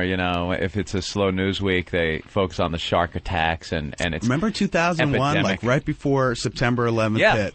There was that was the summer of shark attacks, and you could not open up a paper without reading about it and shit. And then September 11th happened, and people were like, "Fuck the sharks." Yeah, we got to worry about people again. We got something real to talk about. Exactly. Finally. We went through some stats here on the show. We did our own research about shark attacks and deaths related to shark attacks, and it turned out more people were killed by vending machines falling on them. Get out of than here. shark attacks every year. Yeah. Not a it's sexy just- story, the vending machine falling on you, though. Like you're just going crazy trying to get that, and and it falls over and kills you. More dangerous than sharks. Yeah, it wouldn't be a good movie. Robert Shaw and Scheider attacking a vending machine. Give me my change, you son of a bitch. Talking about the vending machine on the Indianapolis. Anyway, we delivered the bomb. There was I'll never try to buy a Hershey bar again. A great DVD I watched last year is called Anatomy of a Shark Bite. Did you ever see it? It was like a Discovery Channel special, I think, and it was people. Oh, is that the guy with the pressure sensitive equipment? Yeah, they created that part of the show was kind of bullshit. Where they're like, we're going to have a team of experts create a shark and show you what it would look like, and they had these mechanics, like movie mechanics, people that work on special effects, and scientists all recreating the bite radius and the pressure and shit like that. That part was just such a waste of money. But they had interviews with people who had survived attacks and fucking footage, and they have this one piece of footage of this girl in the water, falling off this fucking boat. She was a cook on some not so much a cruise ship, but it's kind of like a day cruise ship or something like that. Not like a Pacific Princess, like Love Boat kind of thing, but something that goes out for a day. It's got like 50 people on it. And so there's 2 boats in the water, that one and another boat of like a smaller vessel, holds about 10 people, and they go out and cruise this area. I think it was in Australia. Chick fell off the boat. She's swimming toward and it's somebody on a 3rd boat with a fucking camera who's just like, hey, this chick fell in the water. I'm going to shoot this footage. And all of a sudden you see her, she's coming back to the fucking boat, this fucking just shadow come up from under her. Oh, man. And fucking take her right down. And the screaming, and then suddenly the camera work starts herky-jerking around. You see blood in the water. She bobs down. She gets back up. These dudes throw a pole at her. She's grabbing onto the pole. They're all struggling to get to her. And you see the fucking fin flapping back and forth. And then they yank her out of the water, and you just see her leg get left behind, like from the hip all the way down. It was fucking frightening, shit. and you're sitting there going, "This is the best piece of footage I've ever seen in my life." Like, thank God somebody had a camera. So bad for her. And then they interview her, and she's alive. She lived through it, but she's missing her leg from the hip down, her right or left leg, I forget which one. And they're sitting there talking to her about it, and it's years later, so she's pretty calm about it, and she's happy to have her life and shit. But it's got to eat at her in some place. Day. Like, you survived it, but like, you think about it, like something fucking ate you and then shit you out. It was like, and that was it. Like, what an insult that is. Yeah. It's not like it took your life. It ate your fucking leg, shit it out, never thought about you again. Didn't even think about it. For you, that is a defining moment in your life. And for that fucking beast, it was just like, I ate something once. I don't remember. Reach over and grab a French fry and throw it in your mouth. Totally. Didn't even enjoy your leg. Exactly. Sneaker. Yeah, probably didn't like it. There's too much pressure, everyone watching and shit like that. Didn't get a full meal. But it's so weird, the notion of something eating you and then just crapping you out, and that's it. And that'll affect you for the rest of your fucking life. I think the fact that she's alive makes it a little better. Like, think of those people that get lost and eaten and just completely eaten, gone. You never existed. You're just gone. And they get shit out. That's the weird part to me. It's like the shitting out part. Like, you were just some part of somebody's fucking food chain. That's it. You gave them a little energy to last another day, man. You mattered to them for like 16 hours. That's it. A little protein. There was one point where you were touching your kid's head and educating him, and next thing you were a log floating in the Pacific. Let's go to Kent, the movie guy. Kent, what's going on? Hey, what's going on, boys? I just get home, turn it on, and Kevin Smith, my fucking God, is on the radio. Sir, how are you? Oh, my God. You are my hero. Oh, thank you, man. Yes. You get a lot of this, do you, Kevin? People don't know what to say to you. A little bit, enough where you sit there going, I feel okay. You're very recognizable is what it is. Too, yeah, because I've been in the flicks. Yeah, you've been in the movies, so everywhere you go, you get people coming up to you. Yeah, it's not like I've been out in the world with Affleck, and that's just, I don't understand how somebody could live like that. A whole nother level. Oh, it's fucking insane. But like me, I can go to a food store, and every once in a while I got people going, you look like Silent Bob. And I'm like, yeah, I get that a lot. Yeah, thanks. But like if I go to something like a comic book show, like we went to the comic book show this weekend, that's when I'm like Affleck and shit. Get my dick sucked by anybody in that room. But it's really it's so manageable. And every once in a while I get people who are like, oh, you're awesome, and thanks. Yeah. But yeah, it's totally cool. So sorry, you still on the line? Yes. All right, well, you're on the phone. I'm just in awe. What do you want to say to Kevin? It's like you got him here now. Your hero is here. What would you like to say to him? He's meant a lot to you. He's right here. Thank you for your work. It is the reason I make films myself. Short films with all my friends. I totally appreciate that. Oh, you're just amazing. But how about a question, Ken? What's the deal with Green Hornet at this point? Green Hornet, I was attached to write and direct about last year or 2 years ago now. And I bowed out of directing because I realized that I'm just not talented enough to pull off an action flick. No way. Oh, shut up. It's true. I'm not an action movie guy. I like movies where people talk and stuff, and I was just like, I can't do this. So I wound up just writing it and bowed out of directing it. But you fought Mark Hamill. I did, but it's not like people are like, man, that's a gripping action scene. People are like, oh, Mark, you had Luke Skywalker play Cockknocker. Like, that's what they remember about it, not how it was shot. Wait, because of your own self-criticism, a lot of times, whenever me and my girlfriend are watching one of your movies, we go, ooh, camera move. Right, exactly. Look at he's moving it, The man. next one, the Clerks 2 is actually, like, pretty visually accomplished. Yeah. Like, we were really happy with it. It's kind of, camera's always moving. There's a definite thought behind what we did this time around, not just like let's just shoot people talking, it'll be fun. Right. There's actually some thought behind it, but still not enough for not. I'm not in that mindset yet to get out there and try to make an action movie. Now, was the Green Hornet script? Are you just being polite because the Green Hornet script was awful and you didn't want to do it, or? No. It was I had to write it, so it could very well be awful. I didn't know you wrote it, so it's obviously it could totally be awful. But I wound up writing. I was going to write and direct it, but I wound up just writing it, and somebody else, I presume, will direct it somewhere down the road or make their own version. They've had such a hard time making this Green Hornet movie. It was in development at Universal for at least 7 to 10 years before I got involved with it at Miramax, and now it's gone from Miramax. They can't seem to get it made, and I think that has a lot to do with the fact that there's a familiarity with the Green Hornet because of Bruce Lee, but there's no built-in audience. It's not like people are going like, it's not like you have the identity factor of a Spider-Man or an X-Men. A lot of people, people who know Green Hornet are people that don't go to the movies anymore because they're like, oh, those fucking whippersnappers. They're like 70 years old and shit. But it kind of worked for Batman. Because people were very familiar with that franchise, and then the last one that came out was fantastic, I thought. Yeah, totally, absolutely. But also Batman, like you would have to be. Batman is part of the pop cultural mainstream, like so iconic. Like when they first launched that series of flicks in '89, they had ages of familiarity with the character from not just the TV show, but fucking the cartoons. Like everyone knows Batman. Right. You don't even have to know comic books to know Batman. Green Hornet, not so much.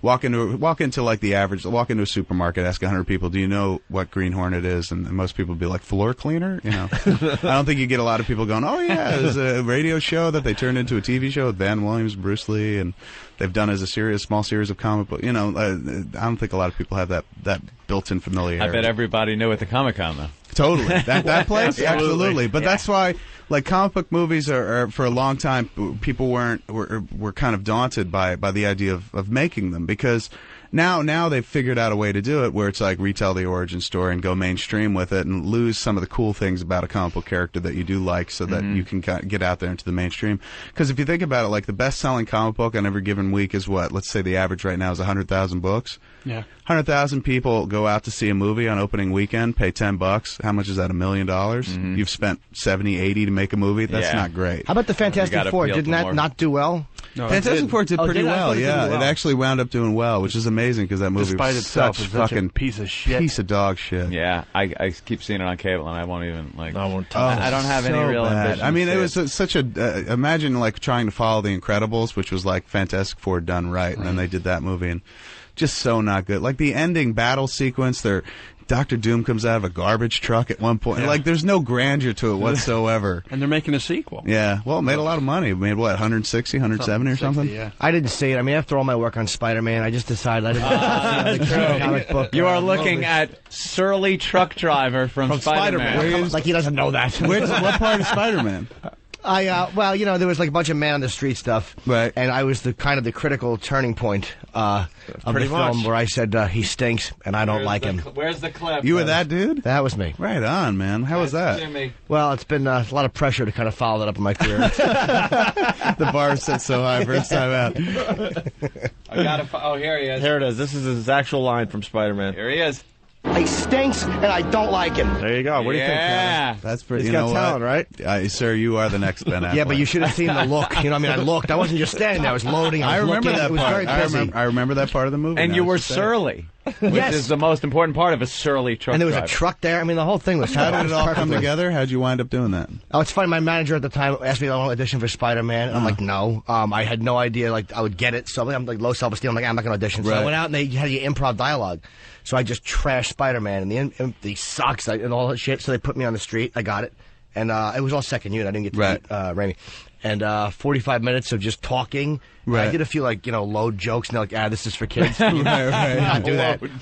Yeah, just fucking web jerk off references. And that was just the one line they left in. It was a miracle I even got left in there. So did you know when the movie was coming out that you were going to be in it, or were you sitting there watching it going, I'm in this fucking movie? I'm in a blockbuster. Jesus. This is amazing. I had moved by that point from Jersey to New York, so the invitation to the premiere I get months later when my mail was forwarded. But I found out when the listeners called in that day, we were on NEW, and they were like, dude, you made the flick. And they somebody played the clip that's that right. day. That's how I found out I was actually. I forgot about that. You're right. What a delightful surprise. That was Like great. that must have made your week, or like the next 2 fucking weeks. I still Call up get everyone checks you for know, that. going, go fucking see Spider-Man. I still get checks for that. I mean, it was like $1,000 for one day. It was a great pay, Totally. and I still get checks because that movie has made so much, like $35, $50 checks. But it's like when it goes on a DVD or it goes overseas. $35, $50, but you were in the movie for about maybe 10 seconds. Possibly, and my nephew Imagine the loves it. checks That makes that me fucking happy. what's his name gets. Tobey Maguire. Oh, dude, he probably made $50, $80 off that film. Could be a couple of more dollars than that, Jimmy. Let's go to Nate in Utah. Nate, what's up today? What's happening, guys? Hey, man. All I want to say is, Kevin, thank you for lots and lots of laughs, man. Oh, right on. Thank you, sir. That's it?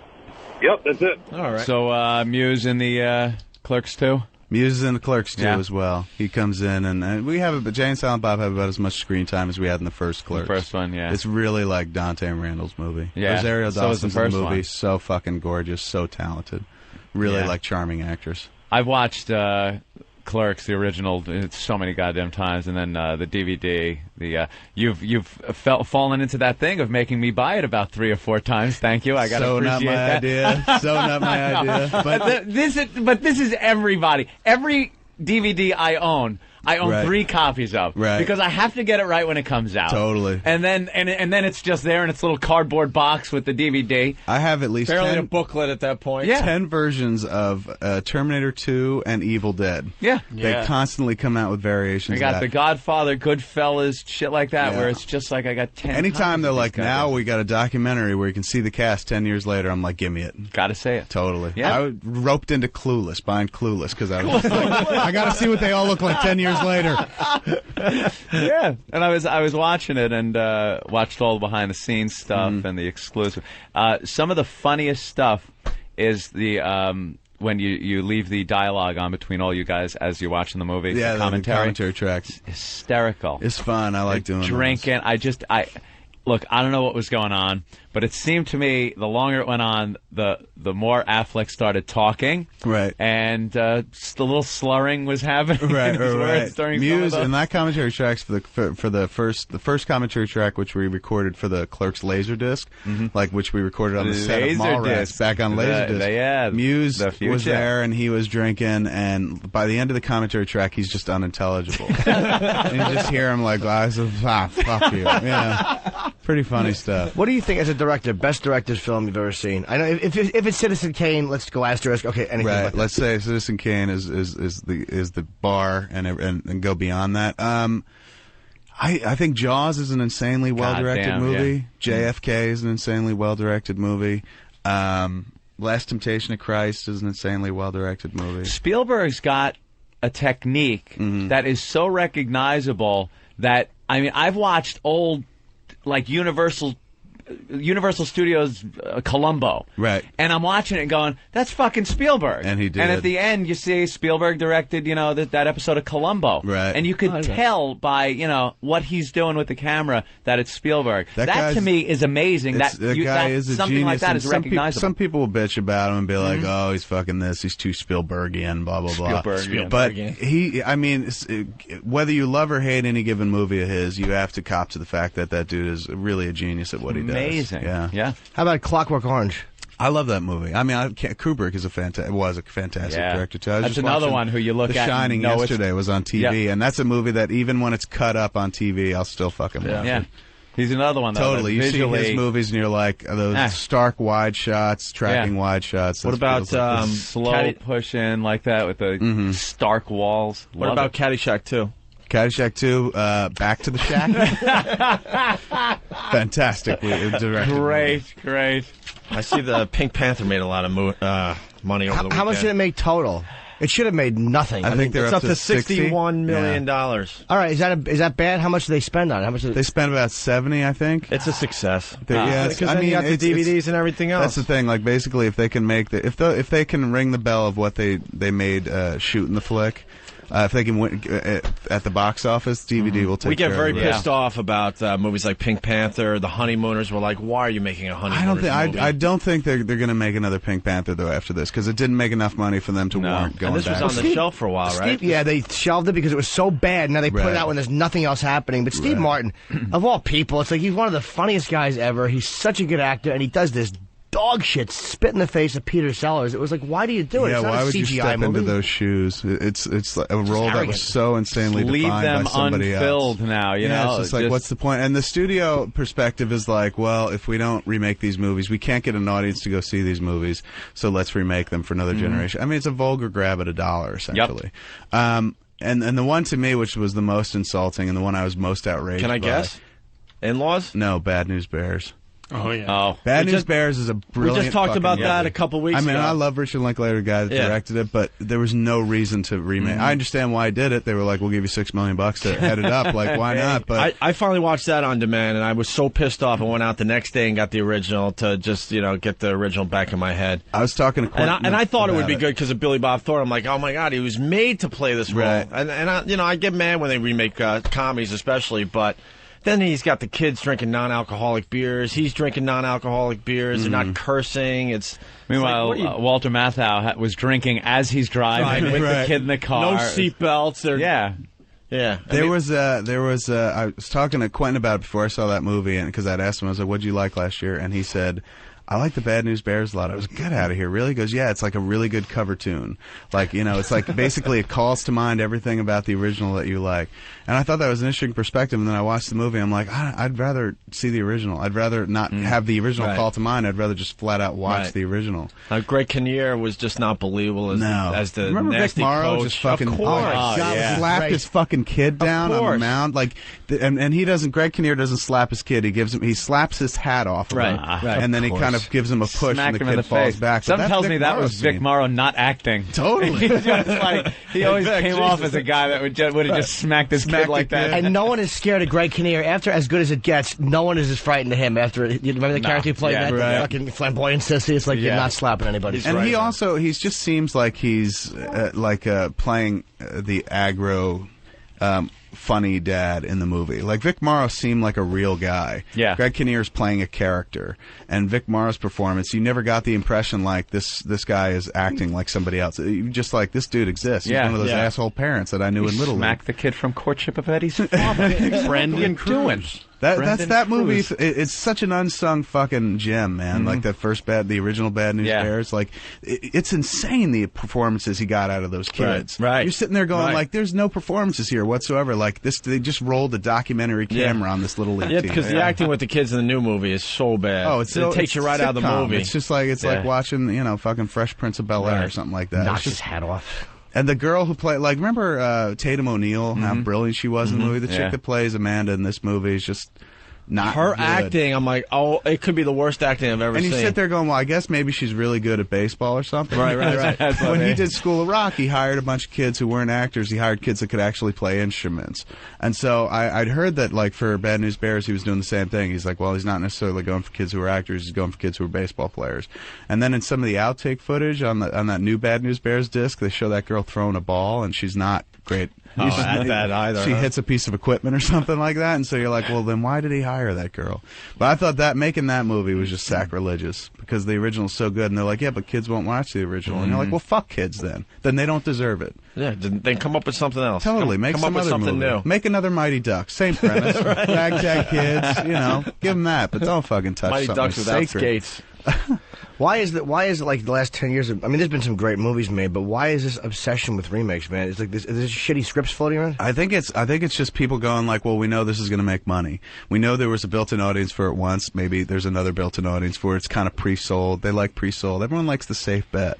I mean, it's a business, right? Like, they just want to see returns on their fucking dollar. There's probably more of a DVD market for the remake than there is the original also. And also, you get basically a bump, too. If you release Bad News Bears, you release the old Bad News Bears on DVD. They always do that. Again, and you get another bump. Like when they try to fool you on cable. Yeah. When a new movie comes out, a remake, and they play the old one, you're looking going, wait, that's still in the... Oh, yeah. Right. What about Tricked them again? No, I want to see if they're going to remake the Taking of Pelham 123 with Martin Lawrence. I think they did remake it. Yeah, Money Train with that stupid Woody Harrelson. No, I think they actually remade it with Vincent D'Onofrio. I was kidding. No, they didn't. I swear to you. Like a TV version? As a TV movie, yeah. Well, the Money Train was a We rip-off. can IMDb it and find out right now. Yeah, I know. Greatest site ever. Fantastic. What did we do before the internet? Like, did people actually rush and grab an encyclopedia I'll and tell leaf you what through they it? did. What did they because do? my mother insists on still doing it. We've tried to get her to use a computer She will not. Electronics scare the shit out of her, and we tell her it's so convenient. You want pictures from us on vacation? We can email them to you. I don't want to. Oh, no. So we tell her about Internet Movie Database because she's huge with movies, loves movies. Right. For that site alone, get a computer. Totally. She won't. She goes, nope. Every year, and this is what everybody does that doesn't have a computer, I guess. I buy my Leonard Maltin book. Oh, she gets that book. It's this thick encyclopedia that she has to thumb through to try to cross-reference. If you want to cross-reference something on IMDb, it's easy. Totally. You know, she's there like studying. She's got a card catalog in her house with Leonard Maltin books. Built on the Dewey Decimal System. Yeah. All right. That's in the 800s. She will not get a computer. The way to get her over her computer phobia is tell her you got fans fucking online. There you go. Well, you want to see some pictures, Ma? Mom, I'll get you a camera. Let's go to Dave in Tennessee. Dave, what's up? Hey, good morning, guys. Good morning, Dave. I just want to thank Kevin. I met my wife because of his movies. A bunch of us were sitting around, and she and I were the only ones that had heard of Clerks, and got together, rented all the movies, hung out for the weekend, and that was it. And led to sex and love. Right on. Thank you very much. Oh, no Kevin props, Smith Film sir. Festival. That's have pretty those at the hot. house every so often, yeah. That's pretty hot when people meet because they're like, have you ever seen this shitty movie? Yeah, I have. Let's fuck. That's awesome. Let's go to Rob in Clerks Jersey. was one of those movies that I don't think I know anyone that saw it in the theater. Yeah, totally. It was Real one of video those, kind of dude, you movie. got to see this. It only ever played on 50 screens around the country. Really? Like, never played on more than 50 screens. And it was a real, like, played in the Angelica. In Los Angeles, it played at the Laemmle. Like, it was just total art house release. Then it got passed around like a Jerky Boys tape where it was, you got to see this. Totally. I'm like, what? I never heard of it. And popped in and it just grabbed me from the start. Yeah. And, It had that discovery feeling to it, like where you felt like you found it before anyone else and you would hand it off to your friends and be like, you got to see this. You got to see this, yeah. All right, let's say hi to Rob in Jersey. Rob, what's up? Hey, what's up, boys? Hey. Wait for me to pile on the pressure because I've listened to you guys for about a year now, never called in. Leave it to me to call in today when one of the best filmmakers of the 90s is sitting in with you guys. So I'm nervous as hell right now. You're doing fine. You're doing all right, except you insulted me with the 90s Yeah, part. exactly. Really. You're like, he's not relevant anymore, but back in the 90s, he was something. From 93 to 94, And he sir, ruled. Quentin Tarantino is not here. Exactly, sir. Well, Rob, don't think of the million people listening to you right now. Don't worry about them. It's just us and you. Well, I'm watching you guys on Pal Talk, and I'm also representing newsaskew.com. Oh, right on, a little plug. And I was wondering if there's any way at all that I can grovel at Kevin's feet for his super secret thing that was happening this evening.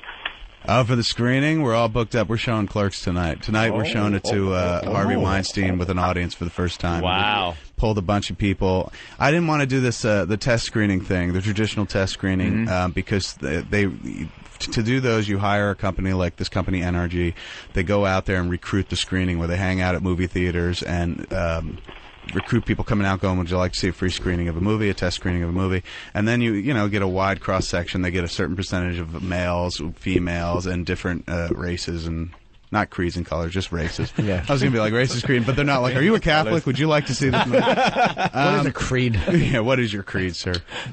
So they collect those people, and then you have a test screening. I didn't want to do that because basically they're collecting a bunch of strangers, and then one of those cats is bound to write it up and throw it up on Ain't It Cool News or Dark Horizons or something.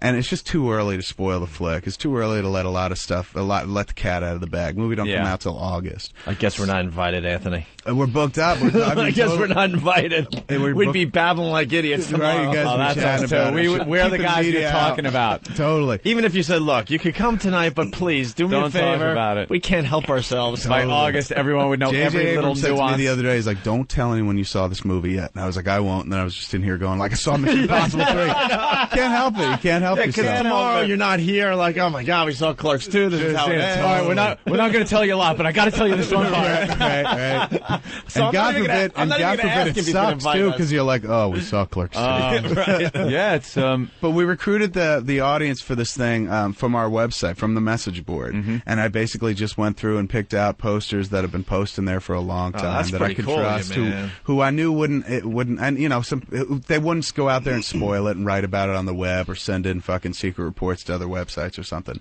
And some people have been like, well, that's just a loaded audience. You're just putting fans in the audience. And I'm like, well, who the fuck do you think Clerks 2 is for? Yeah. Like, you would, obviously people that like our stuff, it's not like we're going for like a completely fresh audience who's not familiar with our stuff. In order to go into any movie that has a 2 in the fucking title, you want them to be aware of the familiar with stuff. the Familiar one. with it. Exactly. One of the fans is going to babble, though. I don't know. We had one of these screenings in Los Angeles, in Burbank, and right before Christmas. Turned out to be cool about Everyone turned out to be cool. Nobody spoiled it. So hopefully the New York cats, ape the L.A. cats a little bit. And keep it quiet. By Wednesday, it's going to be burnt. They'll be selling them on the street. Exactly. Bootleg cover. That's always the danger. I got to take a leak. It's been an hour and a half. Wow. So you guys take break with Saturday? Occasionally we can throw on some shit. We're supposed to take a break every half hour, but it never works out that way. And what do they do during the break? They don't run commercials, do they? A few. Yeah, a couple of them. Yeah, not we a lot, we got a new hard-on cream commercial that we're psyched about. Yeah. I So we got that. The idea behind Satellite Radio was like, you will never hear a commercial again. That's usually on the music channels, so it's just straight music. But They're all talk guys, it's like, guys, we got to take a piss. right. What the fuck are we supposed to do when we got to piss? My omelet's been here since 5 after 7. Oh, that'll be tasty, Jim. I haven't eaten it. I just picture Satellite Radio, talk radio as like a series of fucking empty milk jugs filled with urine. Dudes who can't get up from the mic. Just take a leak in wide-mouth Snapple bottles. Exactly. We should do that one day. Lock the studio door. Just go completely Howard Hughes and walking around in tissue boxes and pissing in bottles. Are you hanging? You going? I'm here to. I got nothing else to do all morning. So if you guys want me out, that's totally cool. I'm not Hell insulted. no. I'm sure if you've got a bunch of shit to get to, I certainly don't want it to become the fucking. I'd love to hear Kevin your Smith take show. on a lot of this we stuff. We could do all the stuff you normally do. We could do the papers. Yeah, let's do that, man. That'll be fun. Yeah, we're hanging out with Kevin Smith today. Stay there.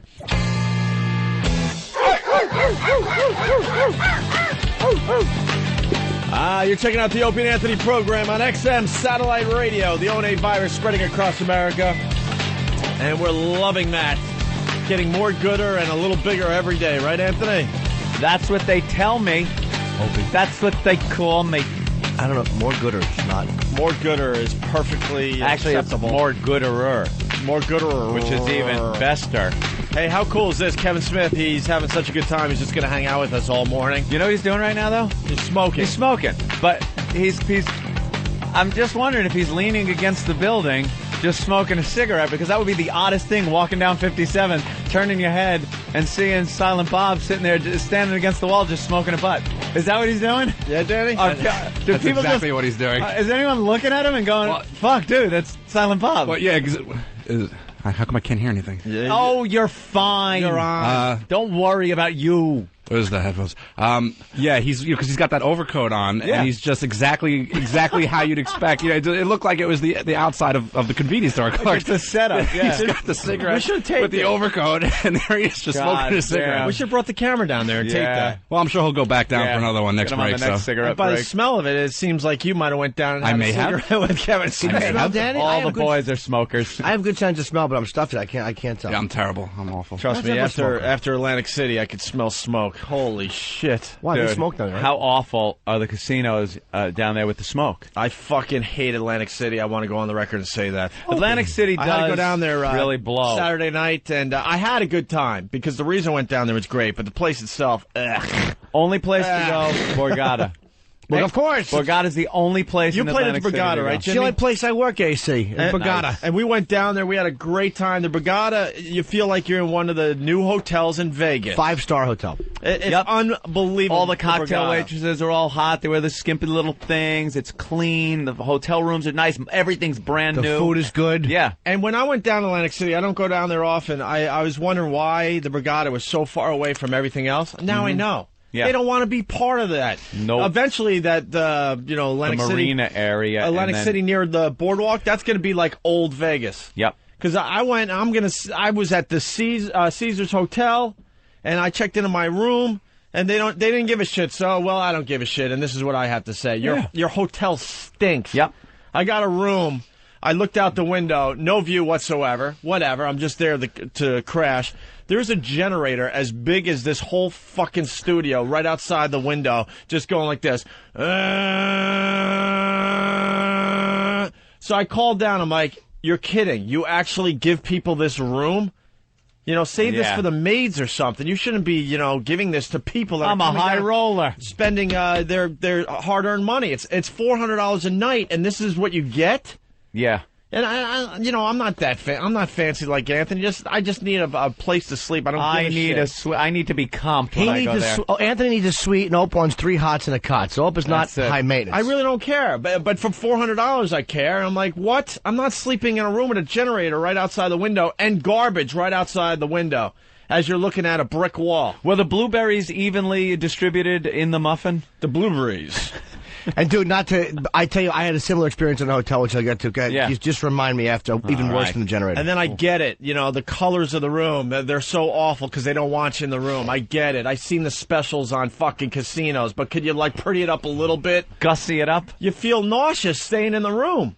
Because the colors are all fucked up, and they do this on purpose because they don't want you to get comfortable in the hotel room. They want you downstairs gambling. Not in the Borgata, though. That's what I mean. Yeah. But this is the point I'm making. When you go to Vegas, even they give you the really nice, fancy rooms. They don't mind that when you are done gambling, that you have a nice, relaxing location to go to. This room, I swear to God, I was getting nauseous. Like, what's wrong with me? Do I have food poisoning? And I realized it was the color schemes on this, on the wallpaper and shit. And they're like, well, and they couldn't believe I was complaining. I'm like, for $400, I don't want to, sleep in a room where I have to hear a generator all night. Yeah. I had the same experience at the Tropicana over there. Of course you did. Another ancient hotel with ancient people working there. They didn't have any internet in the hotel rooms. They had a hot tub in there that had this. Remember when digital watches first came out? There were red numbers. Red like LCD LEDs. That's what the control panel on this hot tub had. And it was punched in. So it was just this 70s hot tub, like the first one. Never getting there. Yeah. Oh, just an awful old room. I had an alarm clock in my room that was like anchored down or whatever, so you couldn't pull it out of the wall. It's like, I don't want your stupid alarm clock. What am I going to do with your stupid alarm clock from 1984? Yeah. Dude, I hated Caesars. Hated it. All those old And they didn't give a casinos. shit that, I had a bad room. Finally, after I called 3 times, because I'm like, look, this is just unacceptable. They're like, well, we're having a car show, and there's, the hotel is sold out. I'm like, I can't sleep next to a fucking generator all night. So finally, they moved me up a couple floors, but... And then after midnight, the casino itself just completely, and I mean completely infested by hookers. Infested? No, completely, like to the point you're scared. I'm not going to lie to you. Where was this? I had to go down to Atlantic City. That's why I'm a little tired today, Kevin. I had to drive back and forth, and I had a bad experience. And you stayed at shitty Caesars. We stayed at Caesars. It was a family thing. I went down there. I had a good time, but I've been to the Borgata. You got to go to Borgata. I've been to the Borgata. That's the only place to go now. Borgata is like when they opened that place, I went there, I was like, wow, somebody finally approximated Vegas here. Right. It feels like a Palms Hotel kind of thing, like a Maloof But I was on the Brothers boardwalk at Caesars, and I had a really shitty room with a huge generator outside the window, and they didn't give a shit. I'm like, I can't sleep with a noise going all night long. And I questioned them, like, why would you give this room to anybody? And they couldn't believe I was actually complaining. I'm like, I never complain. I never. They don't pump any of their money back into the hotels over there on the boardwalk. It's just a done deal. They know whoever comes in, it's day trip people. They're not getting the high rollers that are flying in to be there. They're day trip bus people that come in, so they don't give a shit. And the whole place is one look away from a huge riot. Breaking out. It really is. You're walking around, everyone's hammered, but most people are very questionable to begin with. I don't want to one dirty look at your girl or something, and it's on. I don't want to trash it because it's the home state, but I thought I knew what a casino community was until I hit Vegas. Then I was like, oh my god. No, but see, this it's is nice here. It's warm. It's nice. The people are fucking nice. There's still like if you're into any kind of vice, there's a seedy element to it. Yep. But the seedy element out there is just there's still kind of safe. There's a safety to it. The community around Atlantic City is kind of there's a little frightening. In Vegas, there's a peripheral economy that is thriving. You know, you got Vegas, right, and then you got people that live and work in Vegas. Right. In Atlantic City, you have the casinos. And people that don't work in the casinos don't work anywhere, it doesn't look like. Right.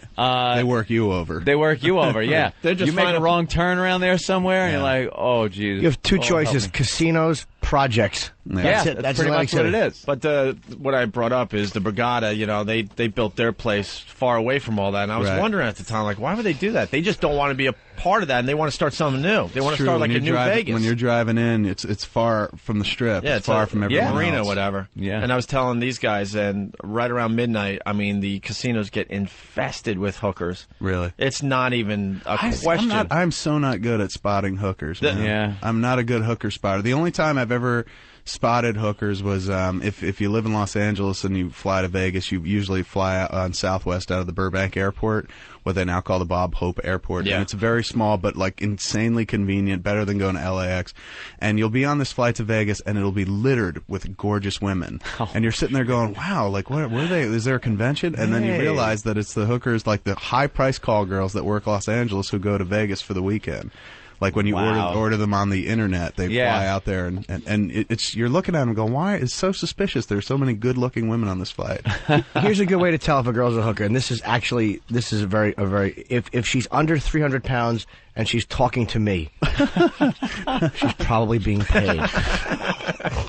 Or Jimmy uses a lot of hookers. The pros? I've spent a lot. There's a logic to it, I think. If I wasn't married, hookers would make a lot of sense to me. Yeah? Yeah. I've never, ever gotten a hooker. Even, like, as a kid when, you know, especially growing up on Long Island, a lot of the guys would be like, hey, why don't we go into the city tonight? And when the city was scary. Right. New York City was, like, really scary and stuff. And just, like, was not even... I would not even think about doing it. Then these guys like Jimmy, that's just... The only involvement I've ever had with hookers was after I got married. Really? Yeah, with the wife. The wife was like, let's bring a girl in. Are you kidding? Yeah, no, I kid you not. Look at you. Yeah. You pulled that one off. A couple of times. It wasn't even my idea, it was hers, which means I'm a terrible fucking lover, because she's like, let's bring a pro in. But not a regular occurrence, but it's happened on more than one occasion. And it's kind of fun and kind of weird and out there, but there's something wonderfully convenient about, like, that's done, and there's no awkwardness, like we have to see that person the next day, and like, oh, remember when we were all doing weird things? Yeah. Wow. It's interesting. Great. Thank God that she doesn't listen to radio, the wife. That is really something to pull off and not have to pay thousands of dollars. She's a wonderful woman. Wonderful woman, that wife of mine. Yeah. I gather. She's one of these chicks, like most chicks, who's very suspicious. Like, I do a lot of college gigs and stuff, go out and do Q&As, and she's just like, you know, I don't trust you going on the road. I'm like, I don't want to fuck anybody else. Like, you're fucking it, man. Like, who could I possibly fuck who would offer me more than you do? Not just like what we do one-on-one, but like whatever else comes into it later on. Like, trust me, I am totally trustworthy. Girls at the colleges kind of throw themselves at you. I mean, but the thing is, I look out at my audience, a bunch of dudes look like me, you know? If there's 3 chicks in the audience, I'd be surprised, you know? It's yeah. I think we have the same audience. You know what I'm saying? We do road shows and stuff. We'll do we're doing St. Patty's at the Hard Rock. Right. And it is just full of cocks. Totally. Just it's a sausage party. Dicks all over the place. I always whisper to Anthony, maybe we should be a little nicer on the radio. Yeah. Talk about stuff girls like every so often. Up the act just a bit so we can have something nice to look at. We need to start talking about juicy clothing and Louis Vuitton, and maybe some broads will show up. And the latest movie on Lifetime. Exactly. The Opie and Anthony road shows where a 5 is treated like a queen. Any chick there who might be a 5 who shows her tit, the guy's like, you're fucking gorgeous, you're terrific. Love her. At least you made Jersey Girl. Come on. That's true. That was like endearing to the lady. So there are some people out there who some Lifetime audience watchers, right? The older women who'd be like, "Oh, I like his movies," even though they've only seen that one. This weekend, a Lifetime movie premiere, Jersey Girl. That would play so well there. Oh, it will. So well there. They'll love it. Anytime the mom dies. Sadly, didn't play well anyplace else. Lifetime. Should have made it directly for Lifetime. Lifetime, starring Marky Post. Just remember, when Lifetime first really kicked up, it was the same 5 people. Valerie Bertinelli in a very special movie about a guy that she meets that's really cool, treats her great. Right. She's telling all her friends what a dream this guy is, and he's got a deep, dark secret. Right. And it won't be long before she's just got 2 black eyes and he's pounded her in the face. Wearing sunglasses, her friends are suspicious. Yeah, what it's happened? midnight. Oh, I fell down the stairs. Mother, may I sleep with danger? Next on Lifetime. I just watched a Lifetime movie. Bought it on DVD called Murder in the Hamptons, and there's a chick on the show. I've never seen this show without a trace. Her name is Poppy Montgomery, I guess. She's an actress, and she was in this movie about this chick who married this rich guy, and then kind of fell for the contractor who was rebuilding their house, and then they conspired to kill the dude and killed him, and she died of cancer. But it was a total like died of cancer. Total like you're sitting there going, what a hateful bitch, and then she's dying of cancer. You're like, I feel kind of bad. But it's like you sit there going, the formula for the Lifetime movie is like women on top all the way across the board. Oh, it's like smart enough to fucking marry rich, smart enough to kill a husband off, and then poignant enough to die of cancer. Right. And there it is, perfect Lifetime movie. And then the original programming is always, the woman doctor, woman lawyer, very in control. Yeah, there's a women's doctor show, I forget what it's called, but the chick who played Jo on Facts of Life is on the show. Is Nancy on the show? McCann, yeah. Great. Nancy McCann. Well, she's powerful. Is there a movie out there you haven't seen, Kevin? Yeah, tons. I mean is there? How about a movie that people would be surprised that you've never seen? Because it's obvious that you have a crazy DVD collection. I have and never you've seen Casablanca. Casablanca to this day, and people get outraged you tell them that kind of thing because you're supposed to do your whole movie history, but never seen Casablanca yet. Right. Well, if you would have stayed in college, you probably would have seen it if I'd stuck around a little longer. Instead of wasting your money making a movie. I'm in that great time of year. It's just kind of coming to a close right now where from October to like February, they send you every movie single movie on ever DVD. made. As a member of the Academy, they send you all the current movies. So like from October to February, I don't leave to go see a movie. I just watch everything. And like I watched Brokeback at my house. I watched Capote at my house. Everything that's up for an Oscar, I saw it. You watch History of Violence? History of Violence, loved it. That was great. That was my favorite movie of the year. That was in my top. I think I had it in my top 10 or just missed the top 10, but I thought that was great. Total surprise. I had no idea what it was. Yep. I thought the name of the movie fucked it up a little bit because you almost think, strange. what is this, a documentary or something? Right. It's a great movie. He was William good. She was Hurt good. I could watch. amazing. He was fantastic. I could always watch Maria Bella. I think she's a really cool actress. Right on. And she has zero compunction about taking her gear off, too. No kidding. Some of the sex scenes in that movie were pretty hot when they fuck on the staircase. You're just like, right on, man. Getting Married all couple bruised fucking. up. Yeah. You see In the Company of Men, there's a great film about some deaf girl that works in this company, and the two guys are, I think, betting is who can fuck her first. Right. It's something along those lines. Aaron Eckhart, and he's the bet is whether they can make her fall in love with her and then dump her. Like, just to be hurtful. Yeah. Jesus. He was really mean-spirited. One of the guys falls in love with her. Neil It was made it. It was a couple of years ago. The guy that did, he did Nurse Betty a few years after that, and he did this, he's a playwright, but he directed this movie. Great movie. Angry film. Yeah. Like, really great. No one movie I'm surprised didn't get more of a buzz was Murderball. Yeah, Murderball had such pre-release hype. Like, from Sundance to the moment they released it, tons of coverage and tons of, like, if you go, like, here it's the Village Voice, but in every city they got a Village Voice type paper, like a kind of counterculture paper that comes out on a weekly basis. Their weeklies, it would be the cover of a weekly in every city I'd been to right before it came out. Then it came out, and just a lot of people didn't and now wind the up going DVD to see just it. came out and with not much of a buzz. I love that movie. It's totally a good movie, but you sit there going, "Wow, man! I guess they're angry. They're really angry to be in those way to wheelchairs." Channel their anger here. Wheelchair rugby. Who knew? Yeah. You get a lot of people emailing you like, "Hey, I made this on iMovie. Take a look at it." Yeah, but I get a lot. What I get a lot of is people hand me things. If I go to comic book shows or Q&As, they'll hand me DVDs of their movies. You ever see anything that was like, get your chuckle back in the day, I used to actually watch them. We'd kick back with the friends and we'd watch them. And every once in a while, you discover a real gem. And when I say gem, I don't mean like, wow, I'd back this. It's just so bad, it's good. Yeah, kind of thing. where you want to get involved in the lives of the people that made it and whatnot. Like, because they'll give you these elaborate fucking press kits in history where you can follow their whole story of what led them to making this. And there was one that we saw. It was like a movie made by this married couple, and I think they were in Canada, and it was a movie about he was an assassin, but the dude looked like he was 12 years old. Yeah, and his wife's in the movie. Their casting is always so bad. Well, with these, they cast themselves. You know, they cast themselves. They cast themselves. They work with what they have, and the movie was just so over the top bad that we wanted to call them and get involved in their lives and see what led to this and why they think that this will lead to other things. Yeah.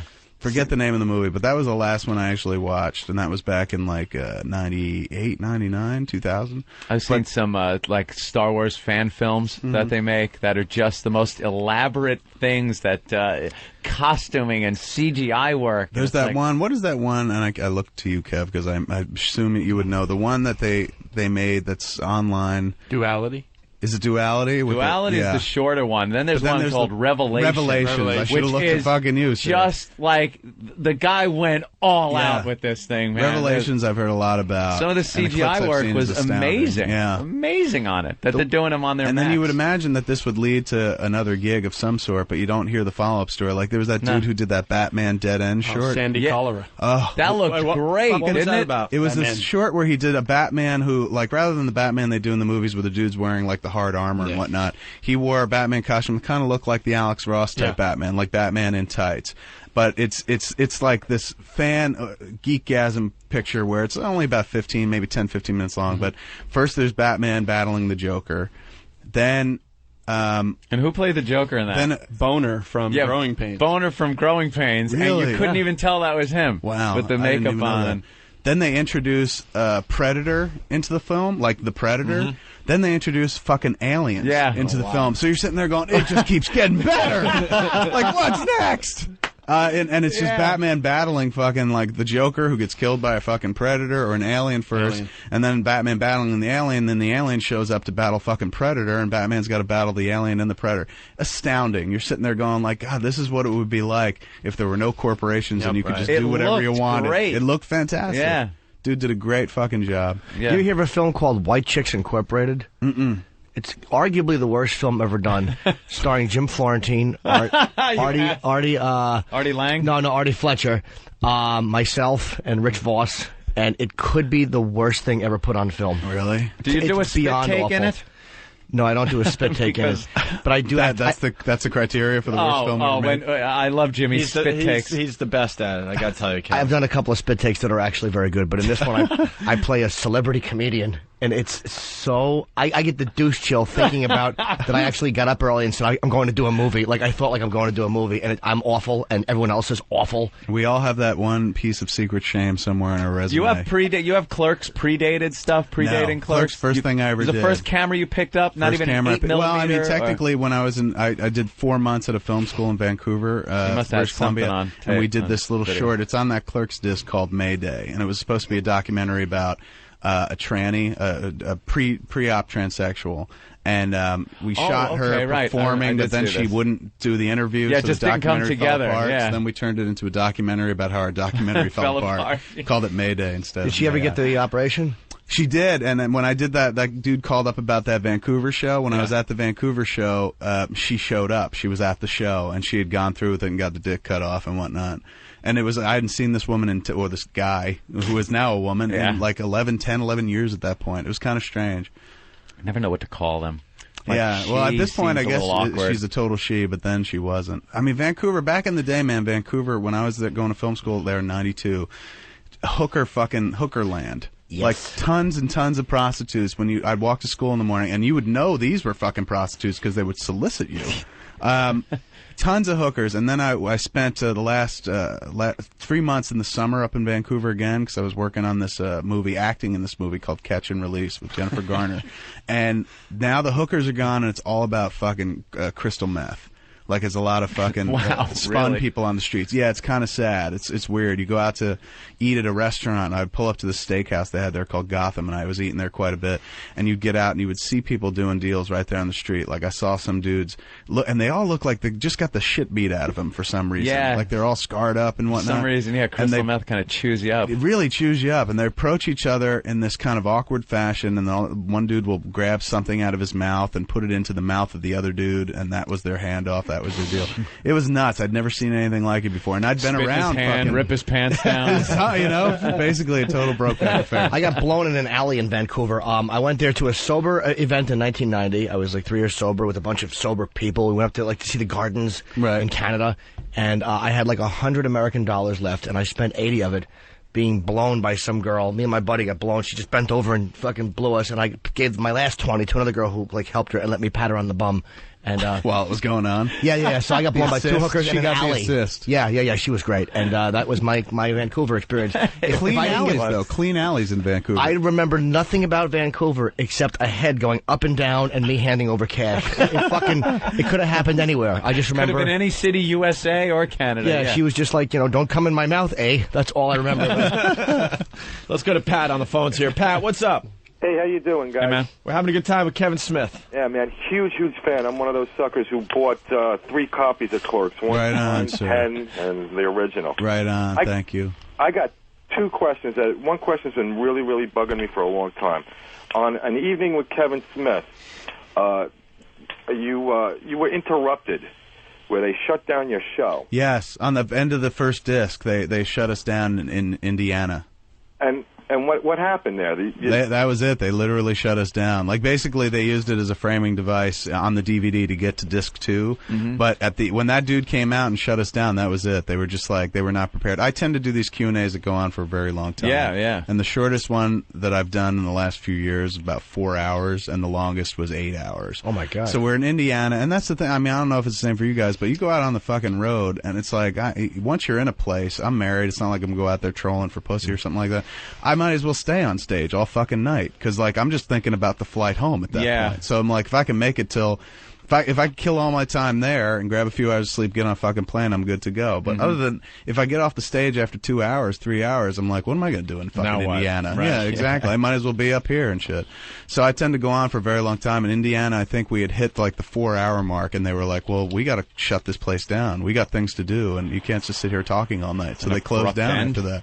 And people got outraged. Like, the audience was kind of pissed off because it was like an audience of 3,000 people, and sometimes they go, like, if you're going on, you hit the 4-hour mark, basically at that point half of your audience starts going, well, I've seen enough, I'm going home. Mm-hmm. You know, what more could he possibly answer? And then you get like the rest of them sticking behind going, who do you like better, Batman or Superman? Like, they'll just pull fucking questions just to keep you standing there.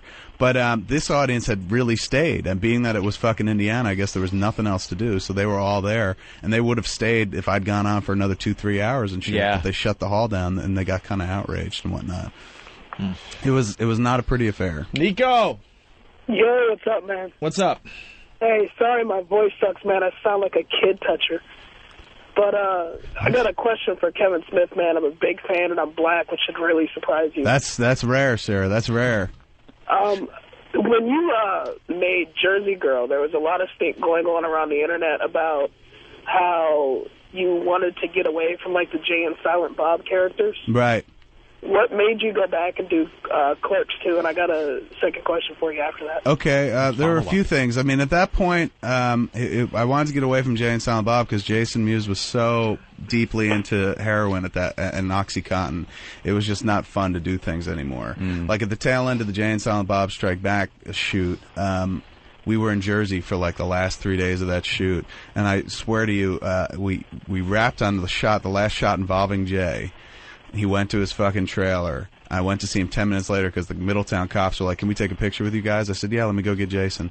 And Jason had just went and buried himself in a pile of fucking heroin. And he immediately, it was like night and day. His appearance, demeanor completely fucking changed. And he spent the next fucking 3 weeks just going on a serious bender. I went back to Los Angeles to cut the movie, came back out to the East Coast in July to shoot a music video with him. Showed up at the place he was living in Keansburg at that point. And I hadn't seen him in, at this point, 2-3 months. So I'm waiting outside. His sister was outside. She's like, I'll go get him. And she goes into the house. And then this real skinny, skeletal, long-haired Jason-looking dude came out of the house, and I was like, wow, man, Muse is hanging out with crackheads that look like Muse now. Shit. And then that crackhead got in my fucking car, and it was Jason, and he had dropped like 40 pounds over the course of 2 months because he was doing some crack at that point. And it was heartbreaking. I was just I just broke down and started crying, and it was just like, dude, I can't do this anymore. I can't watch you throw your fucking life away. And I tried to help this dude, would bring him in, go cold turkey in my fucking house. Like, I would give up months at a time and just sit on Jason, just babysit Jason. It was this whole period where I would take him to the methadone clinic every morning in Asbury Park and shit. And like, our day was structured around the meth clinic. We'd get up at 6 in the morning and fucking drive to the meth clinic. He'd bang his fucking meth. And then we'd go to fucking Dunkin' Donuts, and he'd get a manager special where they put fucking sprinkles on it and shit like that. Then we would go out looking for 12-inch Greedo dolls at Toys R Us when they first started doing those 12-inch Star Wars dolls. And Greedo was hard to find, so we'd go to all these Toys R Us's in the fucking greater New Jersey area. Distracted. Just constantly keeping him distracted. And every day was spent, like, coming up with a program to keep that dude from thinking about fucking heroin. So it just got to be too much at that point. And finally, there was a rehab counselor who was like, look, you're not helping him. Like, you keep throwing a net out for this guy. Like, he needs to hit rock bottom. And I was like, well, what if his rock bottom is him dead? Death, and right. he's going, you can't do anything about that. If he's going to die, he's going to die. And I was like, this is my friend. And he's like, don't you understand? Like, you're not helping this dude. He's like, you need to really step off. You need to step back. You need to not throw a net out for him. You need to hit him with some hardcore tough love. Like, don't let him in your house. Don't let him see your kid, because they have a real tight relationship with my daughter and whatnot. So that kind of led to the whole, like, all right, I'm not going to do any View Askew flicks anymore. And also at the same time, I was like, I'd like to try one that has nothing to do with the other movies, one that really stands alone by itself. So that led to that. When Jason cleaned up, I mean, some people are like, well, obviously Jersey Girl didn't work, so he wants to do Clerks 2. And they've kind of missed the target but hit the tree. It wasn't indicative of me going, oh, fucking nobody wanted to see Jersey Girl, so I better go back to the well. Like, if I was going to do a safe movie, it would have been The Green Hornet. Like, a movie that, like, had a big budget, I get a huge fucking payday on. You know they'd spend a bunch of money marketing it to make it work. That's a safer bet than going back and doing Clerks 2, which we made for, like, you know, very little money, and it doesn't have a bunch of people that love it on video don't mean they're going to go out and see it. Like, if the movie wound up making 25 to 30 million theatrically, I'd be fucking shocked. And that would be great because we didn't spend that much to make it. But that's not like a safe bet movie. And the Jersey Girl part of it, of the equation, wasn't because it didn't work, so shit, I'm going to go back to something that I know works. It was more like the experience of making a movie where you don't have as much power as the fucking stars of the film was really disenchanting. And it's not like Affleck was an asshole or Jennifer Lopez was an asshole about it, but their relationship seriously affected our ability to open and market that movie. And there are some people on the internet who are like, oh, fuck you, the movie just sucked. And it's like, look, maybe the movie sucks in your opinion, but you can't be blind to the fact that it was an insane challenge, an uphill battle to release that movie in a post-Gigli climate. It was the worst timing, yeah. Oh, bad. The really Gigli bad. and the fact that they were... What does Gigli mean? What does that mean? That was the movie they made. It was the movie they made. Okay. That movie together Gigli that came out. Yeah. It wound up coming off like... it was like, hey, remember that movie you hated so much, came out a few months ago? With those two people you can't stand, here's a second helping. Here they are. And it was nothing but, I mean, the news, I'm sure you remember, that's all it was. Sir, I just watched that shit unfold, and I was just like, oh, my God, this is it. Good. It's all over. And amazingly, we were able to make it. Like, that movie cost them $70 million to make, Gigli, and they made $6 million.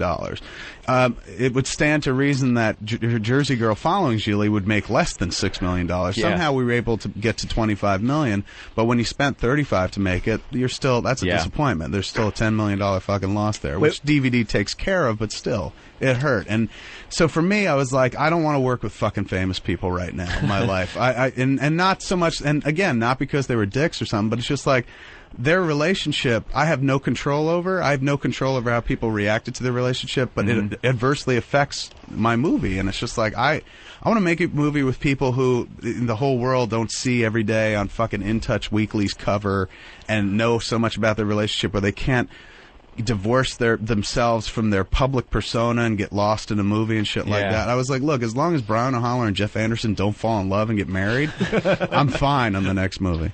Do you think Ben Affleck, because, you know, I mean, I loved him in a lot of the earlier stuff, and now I'm kind of sick of watching him, with the exception, of course, of Reindeer Games. I mean, who couldn't enjoy a film titled Reindeer Games? Wow. Do you kind of notice that he's done like a lot of not as good films lately? There was a period Daredevil? where he was he was saying yes to a lot of things that he probably should have thought a little bit more about.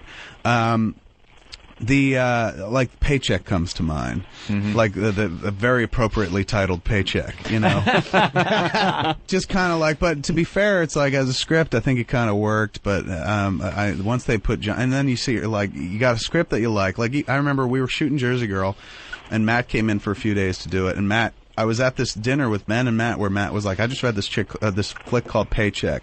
He's like, I loved it. I can't do it because it's too close to the Bourne identity. He's going, but I think you should read it. And then Ben read it, and Ben wound up doing the movie.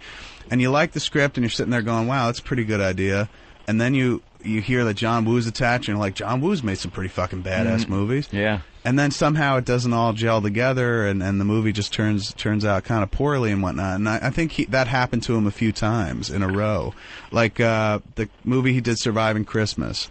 He's got James Gandolfini in the flick. You're sitting there going, I'm going to work with Tony Soprano. I get to do a comedy I've never done before, like real over-the-top, broad kind of Jim Carrey-type performance and shit. Yeah, it's got to be hard just reading a script, looking at who's in it, and then going, oh, I know this is going to tank. Right, yeah. Like, nobody does that. It's got all the good ingredients. Nobody sits there going, like, I'm just doing this for the money. Like, everyone thinks that's going to be the next huge movie, right? Yeah, totally. John Woo, has he done a good movie in English, though? I like all of his Chinese stuff. I don't like any of the stuff that he's done here. I mean, I thought Face Off was watchable in a real kind of campy way, but I don't know. I hated his Mission Impossible 2. I thought it was so fucking terrible because I like that first one a lot, and Mission Impossible 2 was just like, what's going on? A lot of doves in this picture.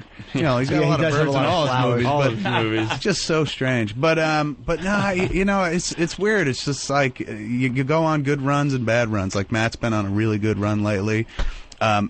He's picked projects that have really kind of fucking panned out for him. And Ben was on this run where he just hit like 2 or 3 bad ones in a row. How rough is that for those two, though? Because they'll always be compared to each other, one another, with their work because of the way they got into things. I mean, thankfully they're good friends, so they're able to keep that shit in perspective. And I guess the key is to just not read a lot of that shit. Like Affleck just didn't read a lot of that shit that was going on at that time. Like, because they were slamming him every day. But that isn't even reading. That's walking down the fucking street, man, and turning and looking at a magazine rack or something. Totally. I think you become inured at that point when you're used to seeing your face on magazine covers all the time. Like during that period of his relationship with Jennifer Lopez, they were on the cover of fucking Us Weekly, it felt like, every week. And I think at a certain point you're just like... get numb to it? Yeah, you're just numb to it.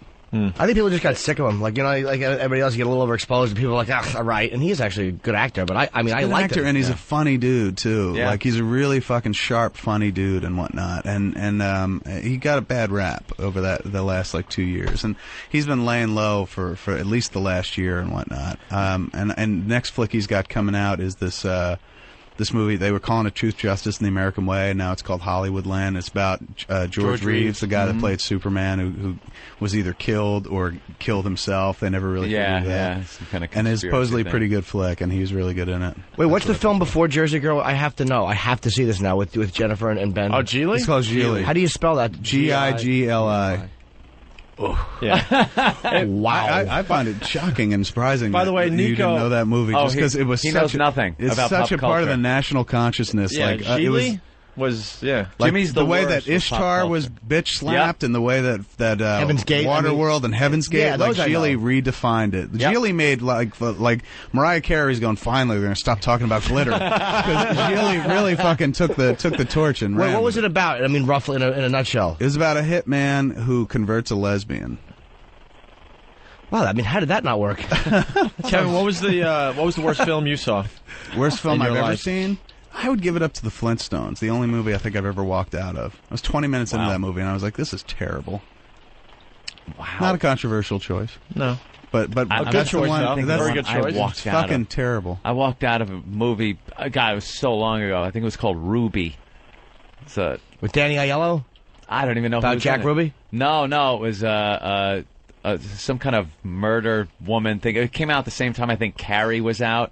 Oh, wow, you're just going far late back. 70s. I walked out of Elizabethtown recently. Did you really? Oh. Yeah, my friend Scott Mosier watched it, and he was just like, dude, you have to. And I love it's Cameron Crowe. Yeah. Normally he knocks it out of the park. But Scott was just like, you got to watch this movie for the opening fucking 20 minutes. He's going just to watch like an actor not fucking fitting the material. Not correctly. at all. He thought Orlando Bloom was incredibly miscast. I hate the people that just take you right out of movies. But I walked out of that. I was snoring so loud. I never fall asleep in the movie theater. I'm snoring so loud. I got the old elbow and like, all right, let's get the hell out of here. Because it was a packed theater. It just opened up. It was a Friday night. It was the only movie that looked like it might be something. Right. It was his worst writing ever, I think. Yeah, Cameron Crowe. I mean, how could you go wrong with Cameron Crowe? But I walked out of Mission Impossible 2 before it started. Did you? Yeah, there was a Puerto Rican family in front that was making noise, and my girlfriend told them to shut the fuck up, and I had to leave. You're like, we're out of here. Hey, by the way, Nico has his follow-up question still. Nico. Yeah. Didn't you have a second question? I still didn't even finish the other one. The long and short of it is that basically Muse got clean. How did he end up getting clean? What was the thing that said, all right, look? He, for years we'd put him into rehabs. Like, we put him into this rehab called Promises out in Malibu. And that was during the Jay and Silent Bob press tour. Because we brought him out after I discovered him when I went to his house and he was fucking bone thin and shit. I took him with me back to Los Angeles because we were doing the press junket for Jay and Silent Bob Strike Back. We didn't make him do it. This is a weird question, but how did you get him back to L.A.? Just put him on a plane, brought him with me. I was everyone just like, staring at him like, holy shit. I mean, but most people, it's not like he's insanely well known where people are like, hey, that dude looks different than I'm used to seeing. Some people, people involved with the flick were like, what the fuck happened to him? But while we were staying at the W Hotel in Westwood. And, I was just like, dude, you got it. We're giving up the drugs and we're going to go rehab. And he was like, right. I'm going to stay clean now. But, when you're in that mindset, you just lie. He was having heroin FedEx to the hotel. His sister was FedExing fucking heroin to the hotel. And the hotel found out and called the fucking police. So at that point, I was like, dude, you have to go into fucking rehab. Why would the sister do that? I mean, kind of a dumb question, probably, but... Was she afraid he'd get bad? I mean, that's codependent behavior, obviously. Right. Was she afraid he'd get bad stuff on the street? She also had a problem with drugs, too. Right. I mean, it was a bad situation all around. And they would alternate between heroin and OxyContin and whatnot. So finally, I was able to kind of to use that moment to be like, dude, you're going into rehab. Like, I'd been able to use another moment a few years earlier when he borrowed my ATM card one night. He was like, hey, dude, I got here, cab dropped me off, and I don't have any money, and it was like 2 in the morning. We were at this hotel in Los Angeles. So I was like, dude, I'm sleeping. I don't have any cash on me, but here's my ATM card. Go take out $50. Wow. Pay the cab guy. Just give me my ATM card. Can we guess how much? Take a shot in the dark. $4,000 cab ride. It was over the course of that was 2 in the morning and 11 o'clock when I finally figured it out. So 9 hours he had it for? So 9 hours he had it for. I would say $5,000. Apparently you can't take that much. Well, that's the only reason. Because I'm thinking he's going. They always tell, like, every time I go to take money out of the ATM, they tell me like $400. That's it. You've exceeded your limit. He was able to take $1,000 off of my fucking ATM card, and I was like, how can this dude do it? I can't get more than $400 out of my fucking ATM card over the course of 24 hours. So at that point, I was able to be like, dude, that's grand fucking theft. I'm gonna stick you in rehab. You got to go, or else I'm gonna turn you over to the cops. He went to rehab, got clean, stayed clean a little while, eventually got back to drugs. This time, after the junket thing, we put him in a rehab in Malibu called Promises. Real plush and shit. Like, me and Jen went to visit him, and Jen was like, fuck it, I'm an alcoholic. Stick me in here. They were in this beautiful house overlooking the water. The waves roll in under the house itself. Really gorgeous place. He was there for about a month, and he was allowed to go out on passes and whatnot with a sober living escort. And he went out to see a movie. He came back, and they were like, people that run the place were like, we need to talk to you. There's somebody checking in here who you know. And Muse is like, trust me, nobody I know would be in this place. And they're like, there is somebody that you know, and you're not allowed to talk about it to anybody. You can't tell Kevin at this point. And they were like, he was like, well, what are you talking about? Who is it? And they opened the door, and it was fucking Ben. Because remember, Ben went into rehab also right before September 11th and stuff. And then everyone forgot about that. That was like the cover of all the fucking rags for a while, and then September 11th happened. Nobody fucking remember that. So Ben and Muse were in rehab for a little while. Ben was in for booze, and Muse was in for really harder stuff. So they spent a lot of time in that rehab together. Muse got out, stayed clean for about 4 months, and then went back on it. But meanwhile, telling everybody that he was clean. So we believed he had been clean for a good year before we caught on to the fact that he wasn't. So it went like that for a long time, and then he got busted in New Jersey. There was a warrant out for his arrest. He was trying to stay out of New Jersey, and then finally he went back to Jersey to deal with the warrant. and they said, okay, you get rehab or 1 year in jail. And he chose, it was a tough choice for him, but he chose the 6 months in rehab. And for some reason, that rehab, the most non-plush rehab, the fucking down and dirty, state-run rehab, was the one that clicked. Wow. And just worked for him. And he just got to this point, he's like, he'd been saying for years, if I'm 30 years old and still living this way, I just want to put a fucking gun in my mouth because I can't stand this. And for years, he'd also said, like, if I could get a warehouse full of OxyContin and never have to worry about where to get my drugs again, I promise you I would never get clean. He's going, the worst part about this is trying to figure out where to find the drugs.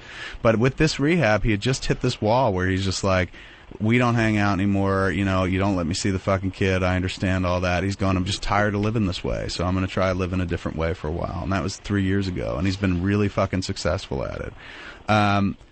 Came out of rehab, he did 6 months in Jersey, moved back out to Los Angeles, been living with me ever since. Took to a steady diet of Red Bull.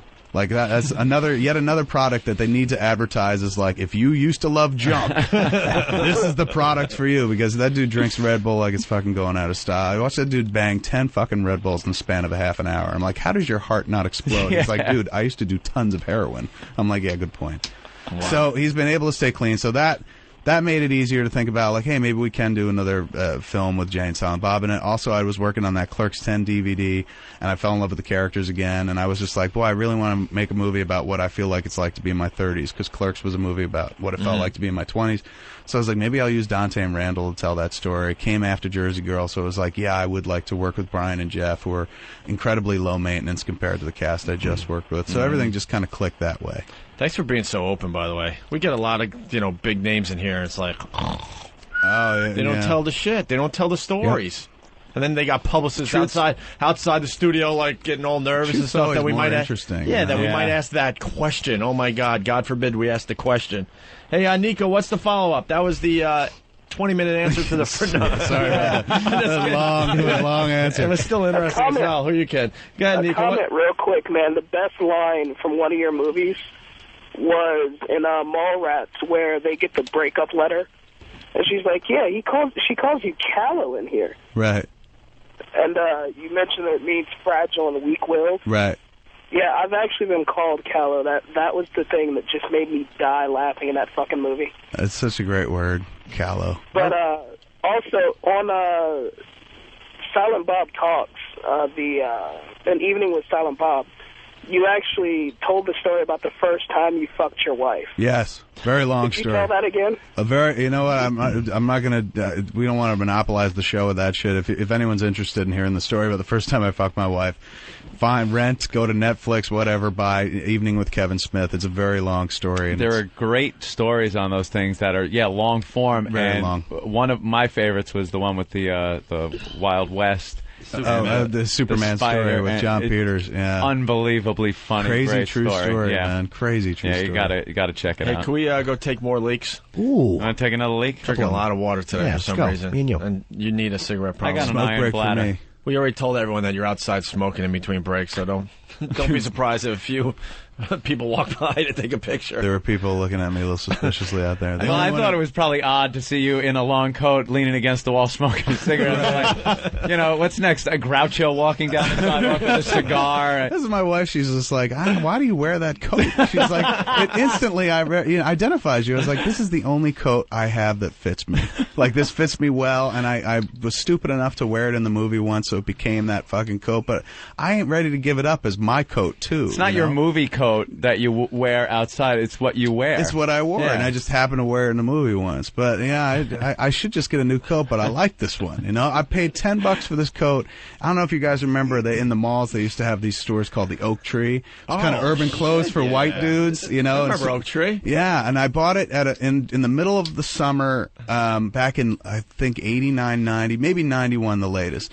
In the middle of the summer, it was on a fucking sale rack for $10. And I said, this coat will fucking come in handy. $10? I'll buy it. And it's fucking lasted me like this fucking long. I missed that store, man. That was when I used to wear like mustard colored clothing, a lot of purples, upscale urban clothing. Like now it's like it's pants down, you see your ass cracker, you're wearing backwards and shit like that. Yeah. Back then it was like if you were a white guy and you wanted to dress black, you wore a lot of purple and a lot of mustard colored vests. And I had a lot of that shit. Is Ocean Pacific still popular? When I was younger, Opie was the... Opie's back, man. Opie's still around. So is I. Coming back, yeah. Yeah, Izod too. All right, we'll talk more after the break, all right? Yeah. Hey, closing ceremonies of the Olympics. Oh, really? It's over? Yeah, Olympics are finally over. Thank God. Yeah. Most people just didn't give a shit. We'll be back with Curling, that. Opie. Well, we'd like the curling. We'll get his opinion on the Olympics, maybe. And you watch any of the good old celebrity? No, I can't stand that reality TV. I can't get enough of What are you this watching? dumb What, the shit. dancing show or the skating show? No, I got hooked on the skating show, and it's god awful. It sucks. We're doing American Idol. I do Flavor of Love. I do Celebrity Fit Club. Did you? So, The trashier, the better. Have you watched the skating one? Yeah. I just read that story about how the chick who played Buffy, what's her name, Christy Swanson, is now fucking the dude who she was. That's her partner. It's the greatest story ever because they hook up for this dumb celebrity, skating with celebrities, and the skating guy who's won all sorts of shit in real skating events. He won a couple bronzes. Yeah, he left his wife who's 8 months pregnant. She had a kid. Yeah, he left her, and a month later she had the fucking kid by herself. Right. Their second child. Their second child. For Christy Swanson, for the OG Buffy. Right, that's movie right. Buffy. Said fuck But this. it was so sad. Like this dude, the karma this dude's got behind him now is fucking horrible. Oh, and there's no ditches way the he could pregnant possibly wife. win at this point. Like, who's going to vote for those people? The home wrecker and the fucking dude who would leave his pregnant wife? Well, I would. It was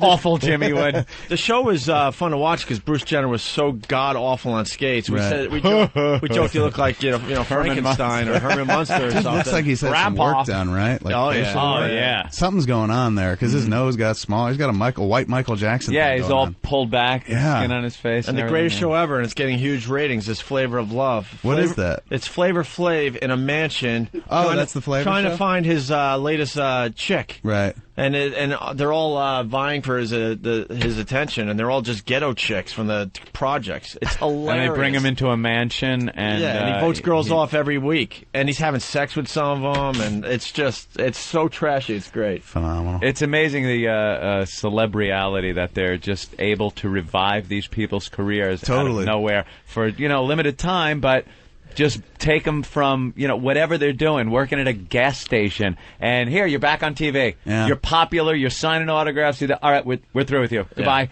Back to your. And they'll former do life. it too. And a lot of people like the cynical take on it is just like, oh, can't these people let go of fame? And it's like, hey man, if somebody's willing to pay you $10,000 to monkey it up when you can't make $10,000 anymore, Monkey it up. you try saying no to that shit. You know? Yeah, a lot of people. It takes don't black realize people to make celebrity reality TV interesting because like the last group in this country that's not obsessed with being polite or politically correct. And like in a white show, they would never be fucking the girls and booting them. You gotta be nice to the ladies. Right. So you gotta love they the give them a actors. rose, Yeah. or not give them a We rose. kissed once on the hand. Flavor's fucking dumping all over him. Flavor's grabbing ass. And Let me tell you what happened on Flavor of Love last night. He boots the white chick off, the last remaining white chick. Oh. And it was down to 3, so now it's down to 2. So the white chick gets into it with the remaining black chick, who's just completely nuts. And all of a sudden, she just hocks a lug on the black girl's face. A white chick hocks a lug at the black chick? Oh, man. And then all hell breaks loose. They're complete classless girls. Like, he just got these real whores.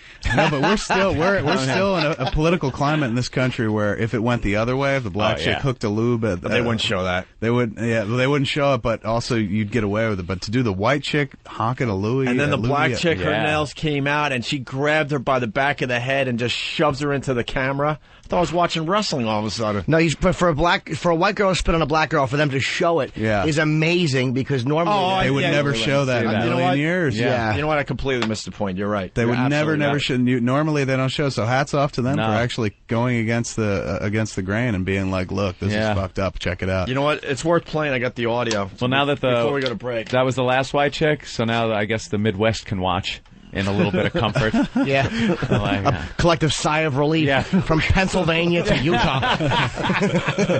She was trashy white though, man. She was. She admitted she was on Blind Date and fucked the guy there, and she's done like 4 or 5 other shows. And oh, really? Oh, yeah. Show whore. But here's some audio. It's worth playing.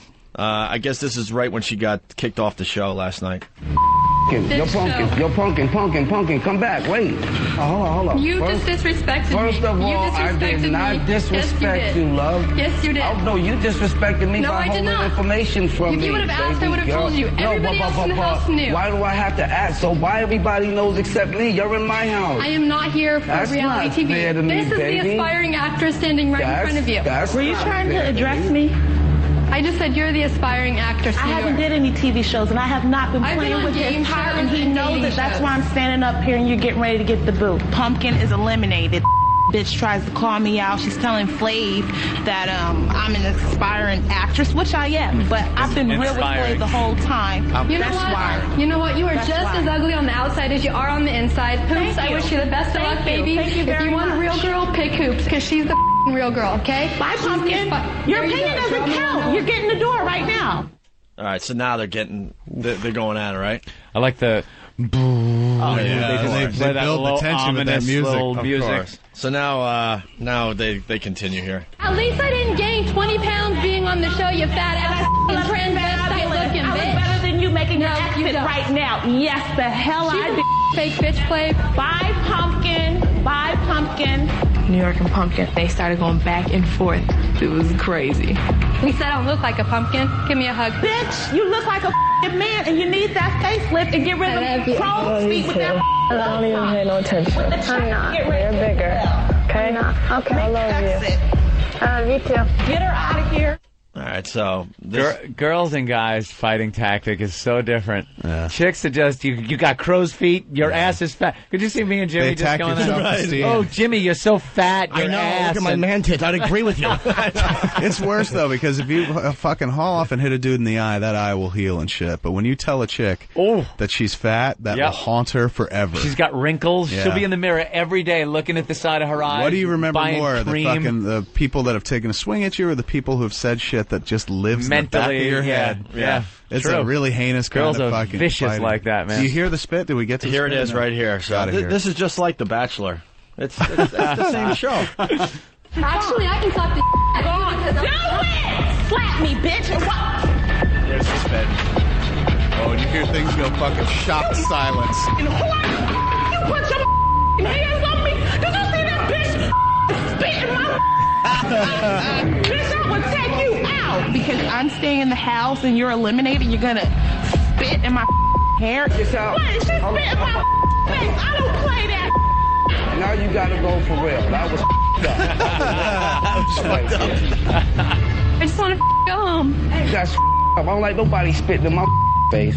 I am definitely not a fake person.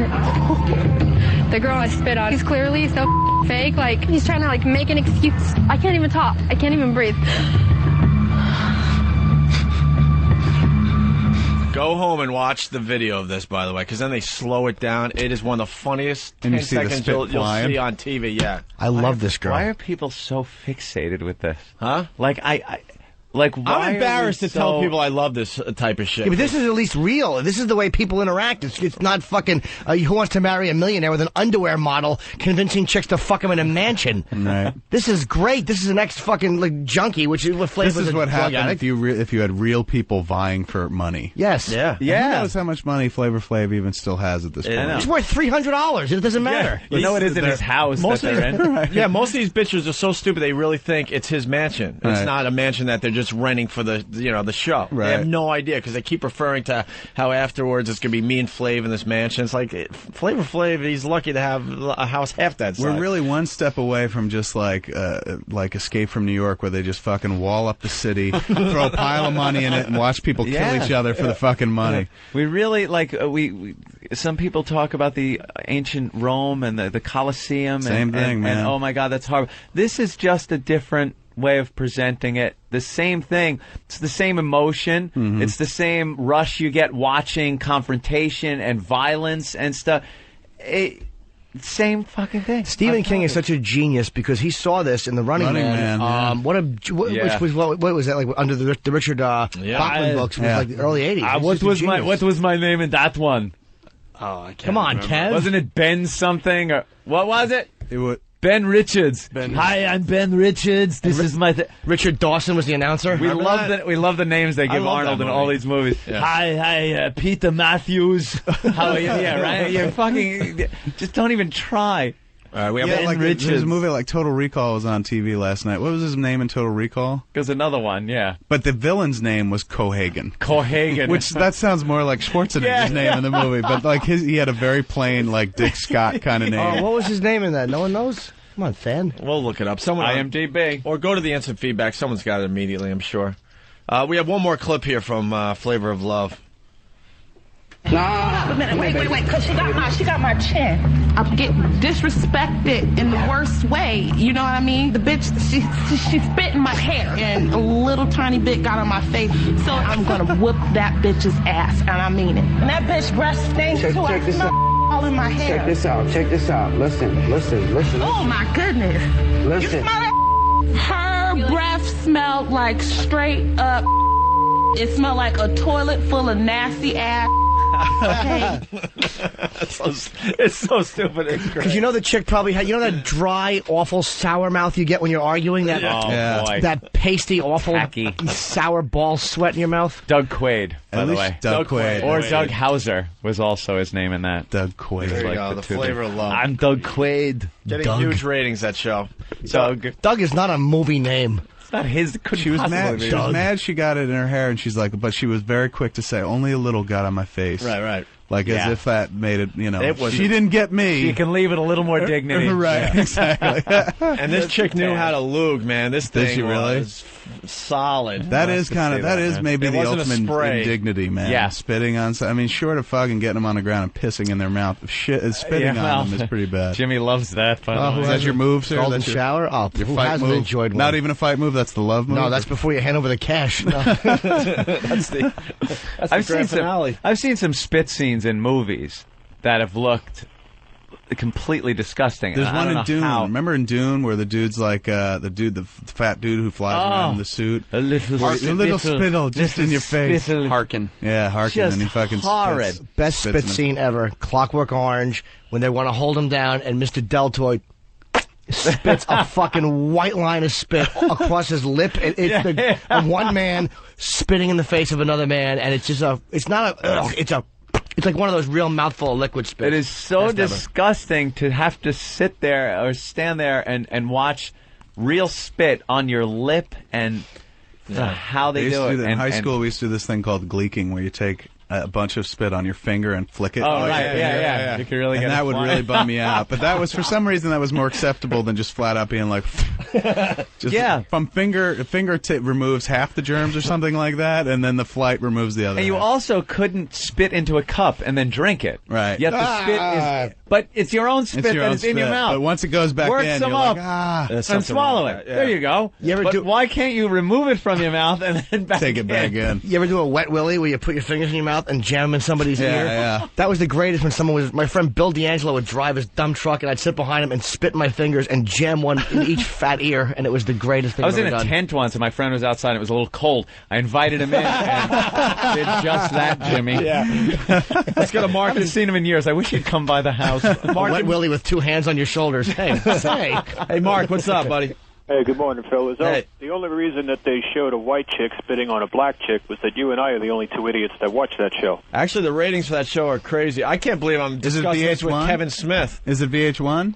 Yeah, they have the whole celeb reality thing. Yeah, they've done this. Their VH1 is really into the what do you call it? Celebrity. They call it they even have a name for it. Celeb reality. Yeah, they've really kind of championed the whole notion of real like not just real now. life TV, but they ran out of decades to salute, so they had to come up with something else. And it works. Like apparently they do a full night of that programming, and it's like through the roof. I'm hooked. I gotta admit, but I liked I Love the '80s, and then.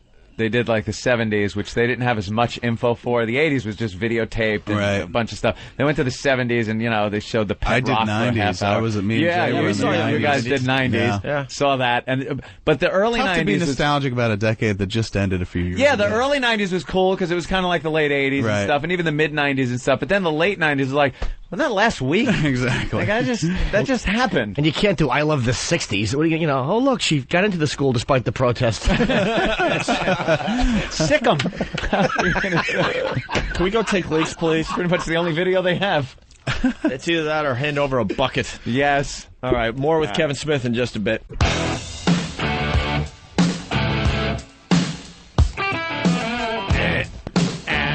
Come on, Jimmy, sing this one for everybody. I like blacks because they're nice. And they sing really good, and they dance too. Oh, that's good, right? I changed the lyrics. People think I'm against black people. I'm not at all. Of course not. I like black people very much. This is the Opie and Anthony program. Kevin Smith hanging out with us today. He's downstairs just smoking a cigarette against the wall. We got pictures and video that we're going to throw up on opieandanthony.com. In his clerk's jacket. Yeah, all the boys just smoking cigarettes with Kevin Smith as they that's what you do with the him. old wall outside. That's like what you do with him to kind of be cool. You hang out and smoke a cigarette with him. And by the way, I don't know the lyrics to Back in Black. That's why I did that. I just know Back in Black! Hit the set! The move. Exactly. I just run out of... You just got to go... The only one that knows the words is Anthony. All right, listen, I got to hand it to Talkers Magazine. They are on the pulse of what's going on in radio. It's a brilliant, brilliant trade magazine. It's obviously agenda-driven, by the way. We all know exactly why this happened. It's an agenda-driven thing. The guy's obviously not a fan. Actually, I'm very I got to tell you, I'm pissed off and proud at the same time, if that's possible. I know we piss off so many fucking people in the radio world. Yeah. And every once in a while, it bites us in the face. We've annoyed a few people. Yep. I guess Talkers Magazine, we've been featured in Talkers Magazine many, many times. Maybe not featured, but they have talked about us enough in Talkers Magazine. It is an industry trade magazine, is what it is. Right. It's you don't get this on the newsstand. Right. If you're a general manager of a station, program director, it gets sent to these people, gets sent to stations, things like that. Right. Well, they compiled the list of the top 100 talk shows in America. Don't give it away, guys. Don't give it away. What is it called? The Heavy 100. The Heavy 100 it's in Talk Talkers Radio. Magazine's Heavy 100 2006. 100. 100. Yeah. DJs or shows that are deemed the hottest shows on radio, talk shows on radio by Talkers Magazine. Dude, you guys top 5? We get it, Talkers Magazine. You hate us. We get it.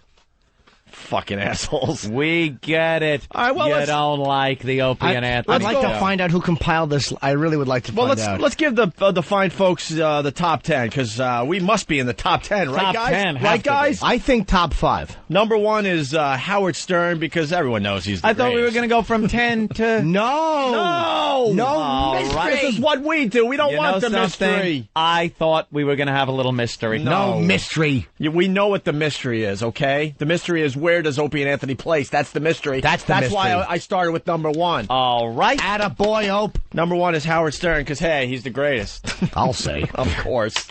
Number 2 is Rush Limbaugh. Rush Limbaugh. Number 3 is Sean Hannity. Our friend Sean Hannity. Number 4, Michael Savage. Michael Savage. And all these names so far deserve to be, up there on this list. Number 5, Dr. Laura Schlesinger. Who looks like a corpse in her picture, by She's the way. awful. Wow. She should Holy go back to the crap. good old days of just showing her cunt to a boyfriend. That big hairy bush. She's got, it looks, in my opinion, that she's had so many facelifts that her eyes are now cross-eyed. Yes. Look at that picture. Yikes. Our pal Don Imus in 6th place. Oh, I thought that was Dr. Laura Schlesinger. Fucking horse teeth she has. Jesus Christ. Number 7 is Laura Ingraham. Laura Ingraham. Okay, now we start getting like, huh? Well, what? Where most people are like, what? Who? Number 8 is Mike Gallagher.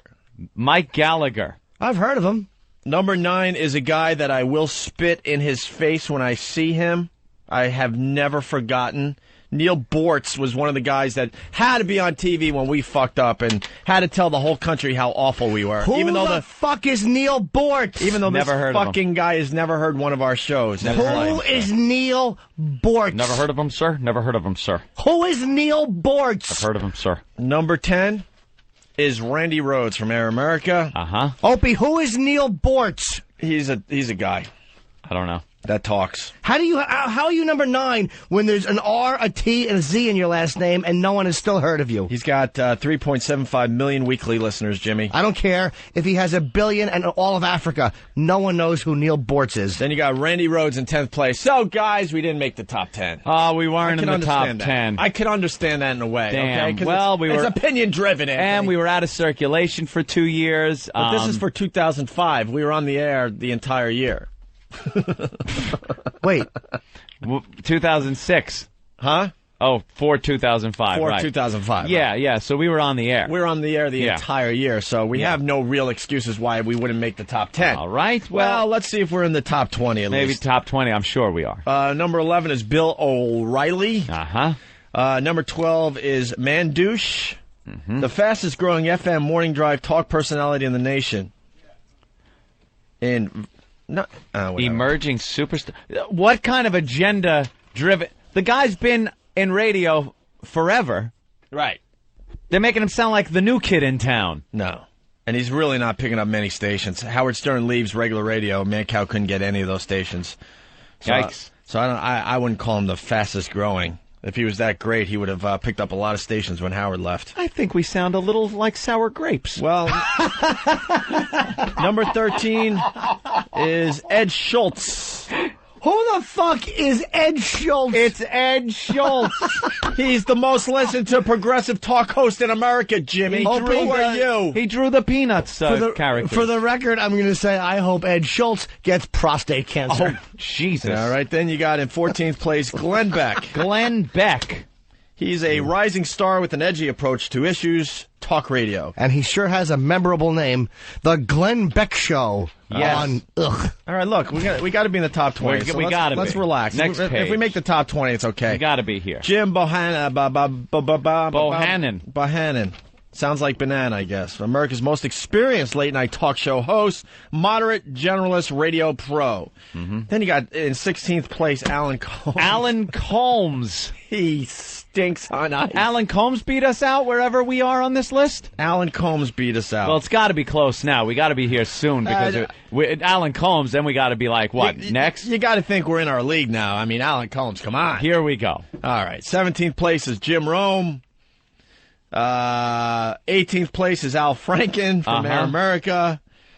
19th place is the transvestite, Dr. Joy Brown. Dr. Joy Brown. And here we are. We got to be on 20. And the next number page. 20, finally. Oh, what? Joe Madison from WOL. Does he do a cooking show? The nation's preeminent issues talk host, activist operating from the African American perspective. Oh. Joe Madison is in 20th place as far as the top talkers in America. Dude, how did you guys only make top 25? I mean, there's no way you could be in the top 25. No, we got to be in the top 25. Don't give it away, Jimmy. You have to be in the top 25. All right, well, 21st place is Doug Steffen. Who or is that? Steven. I haven't heard of him. I don't even know. I've been in radio my entire life. I've never heard of Doug Never heard Steffen. of him. Dude, he is an energetic dynamo. And how the hell did Doug Steffen beat out number 22, Bill Handel? Because I know I would have voted for Bill Handel. Oh, you got to vote for Bill Handel. Bill Handel? Bill Handel is the heart and soul of KFI. He's one of the most... I'll tell you who Bill Handel is. All right. You naysayers, he's one of the most listened to talk show hosts in America. And I like that because it's not generic. Also does syndicated weekly legal show. Yeah. In the words of Jim Norton. Well, yeah, there it is. All right. Number 23. Well, we got to be in the top Opie 25. and Anthony? No. 23, it's Dave Ramsey. Dave Ramsey. This guy does a financial advice show. Okay. We can't even beat a financial We can't beat the financial advice show. Kevin, you why are are on, you even here? You are on one of the worst shows in the history of radio. Wait a minute now. Dave Ramsey, we've talked back in the studio, in the office about like how in competitive radio, Dave Ramsey is the guy to beat. Dave Ramsey. It's all about target. Dave Ramsey. Just so you know, Kevin, we're we're running down the list of the top talk radio hosts in America. Right. 100, top 100. I believe in lowered expectations, so I like to go to the show that's not listed in the top 100 because nobody expects anything from me. We thought we'd be at least 25, but we can't find ourselves here. Who's 24, though? Well, 24 is some lady named Kim Commando. Commando. Look how they spelt it. It's like Commando, only Commando. Dude, you ready for this? I'm Kim Commando. You ready for this? Yeah. If this isn't an insult, Kim Commando is the talk radio industry's leading personality in computer talk. It's a computer talk show. Computer talk advice show. Opie, do you know how many computers there are in the world today? So I would say, fine. Kim Commando is ahead of her. I find it surprising that Dr. Laura is still number 5 or up there. Yeah, up in the... I thought everyone was up in arms about her because she said stuff about the gay community, and I hadn't heard that name in a long time. Yeah, well, apparently she's very popular. Number 5. I missed number 6. I would have thought he would have been higher. A little higher, right? Well, higher than Dr. Laura. Bill O'Reilly, number 11. I thought he would have been higher, too. We're still searching for us in this list. We're up to 25 with Bill Bennett. Historical, bright political figure, now heard in syndication by more than 2 million listeners weekly. All right. I've never heard of him. Well, you haven't been listening. Bill Bennett's on fire. 26 is Curtis and Kubi. You got to give them a little bit. Well, they should have been up on the list. They should have beat out Computer Talk lady. When the mob tries to kill you, you would think you'd make the top 30. Right. So, of course. Michael Medved is 29. Michael Medved's 29. George Noory. Worst critic 28. in the world. George Noory probably should have been a little higher on the list. I mean, that's a massive show. He took over for Art Bell.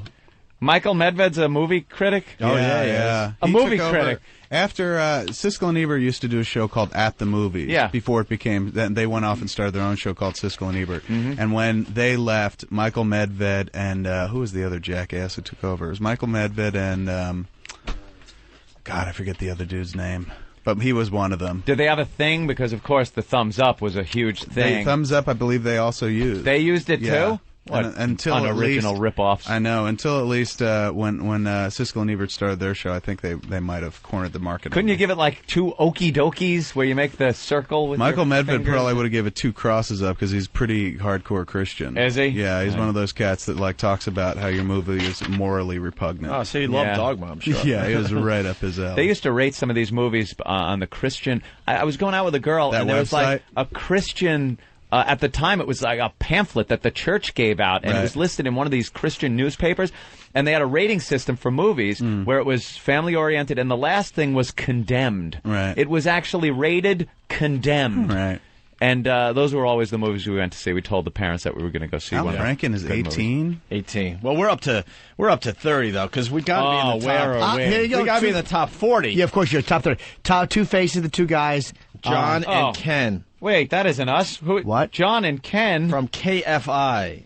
John Consistently one of the most listened to talk shows in America. In America. And Ken Chiampou. CHIAMPOU. It's shampoo. Shampoo. Ken Fancy spelling of Shampoo. shampoo. It's shampoo because it's a radio name, and they spell it fancy like shampoo. Oh, that's the Ken Shampoo here. Then there's 31, Ron Owens. 32, Spike Odell. 33 is Lionel. 34 is our good pal, Tom Likas. That guy's good, though, man. Tom Likas! Yeah. He's Do you guys, I've never heard that show. Do you not like Tom Likas? He's a douchebag. It's repulsive. We worked with him for 10 minutes here in New York. Right. He was on WNEW with us for a while. And, he's really a prick to work around. I thought he was. Was he here? Did he move out here? Because I thought he was like an L.A. person. He is an L.A. guy, but I guess New York's the #1 radio market, so he kind of. So did he actually physically come out here? He physically came out here to do radio out here. Oh, it just he fell twice. He fell twice in New York. So he's one of these guys. Like we like having fun with our female listeners. Right. We're nasty at times and stuff, but they all know we love women. We really do. This guy is just such a cock about women, and when the word misogynistic comes out, it's just, he's the poster boy. And you could tell it just came from chicks never, ever giving him the time of day when he was growing up. When he's got, there are allegations of domestic violence in his house at after a Christmas party in Boston.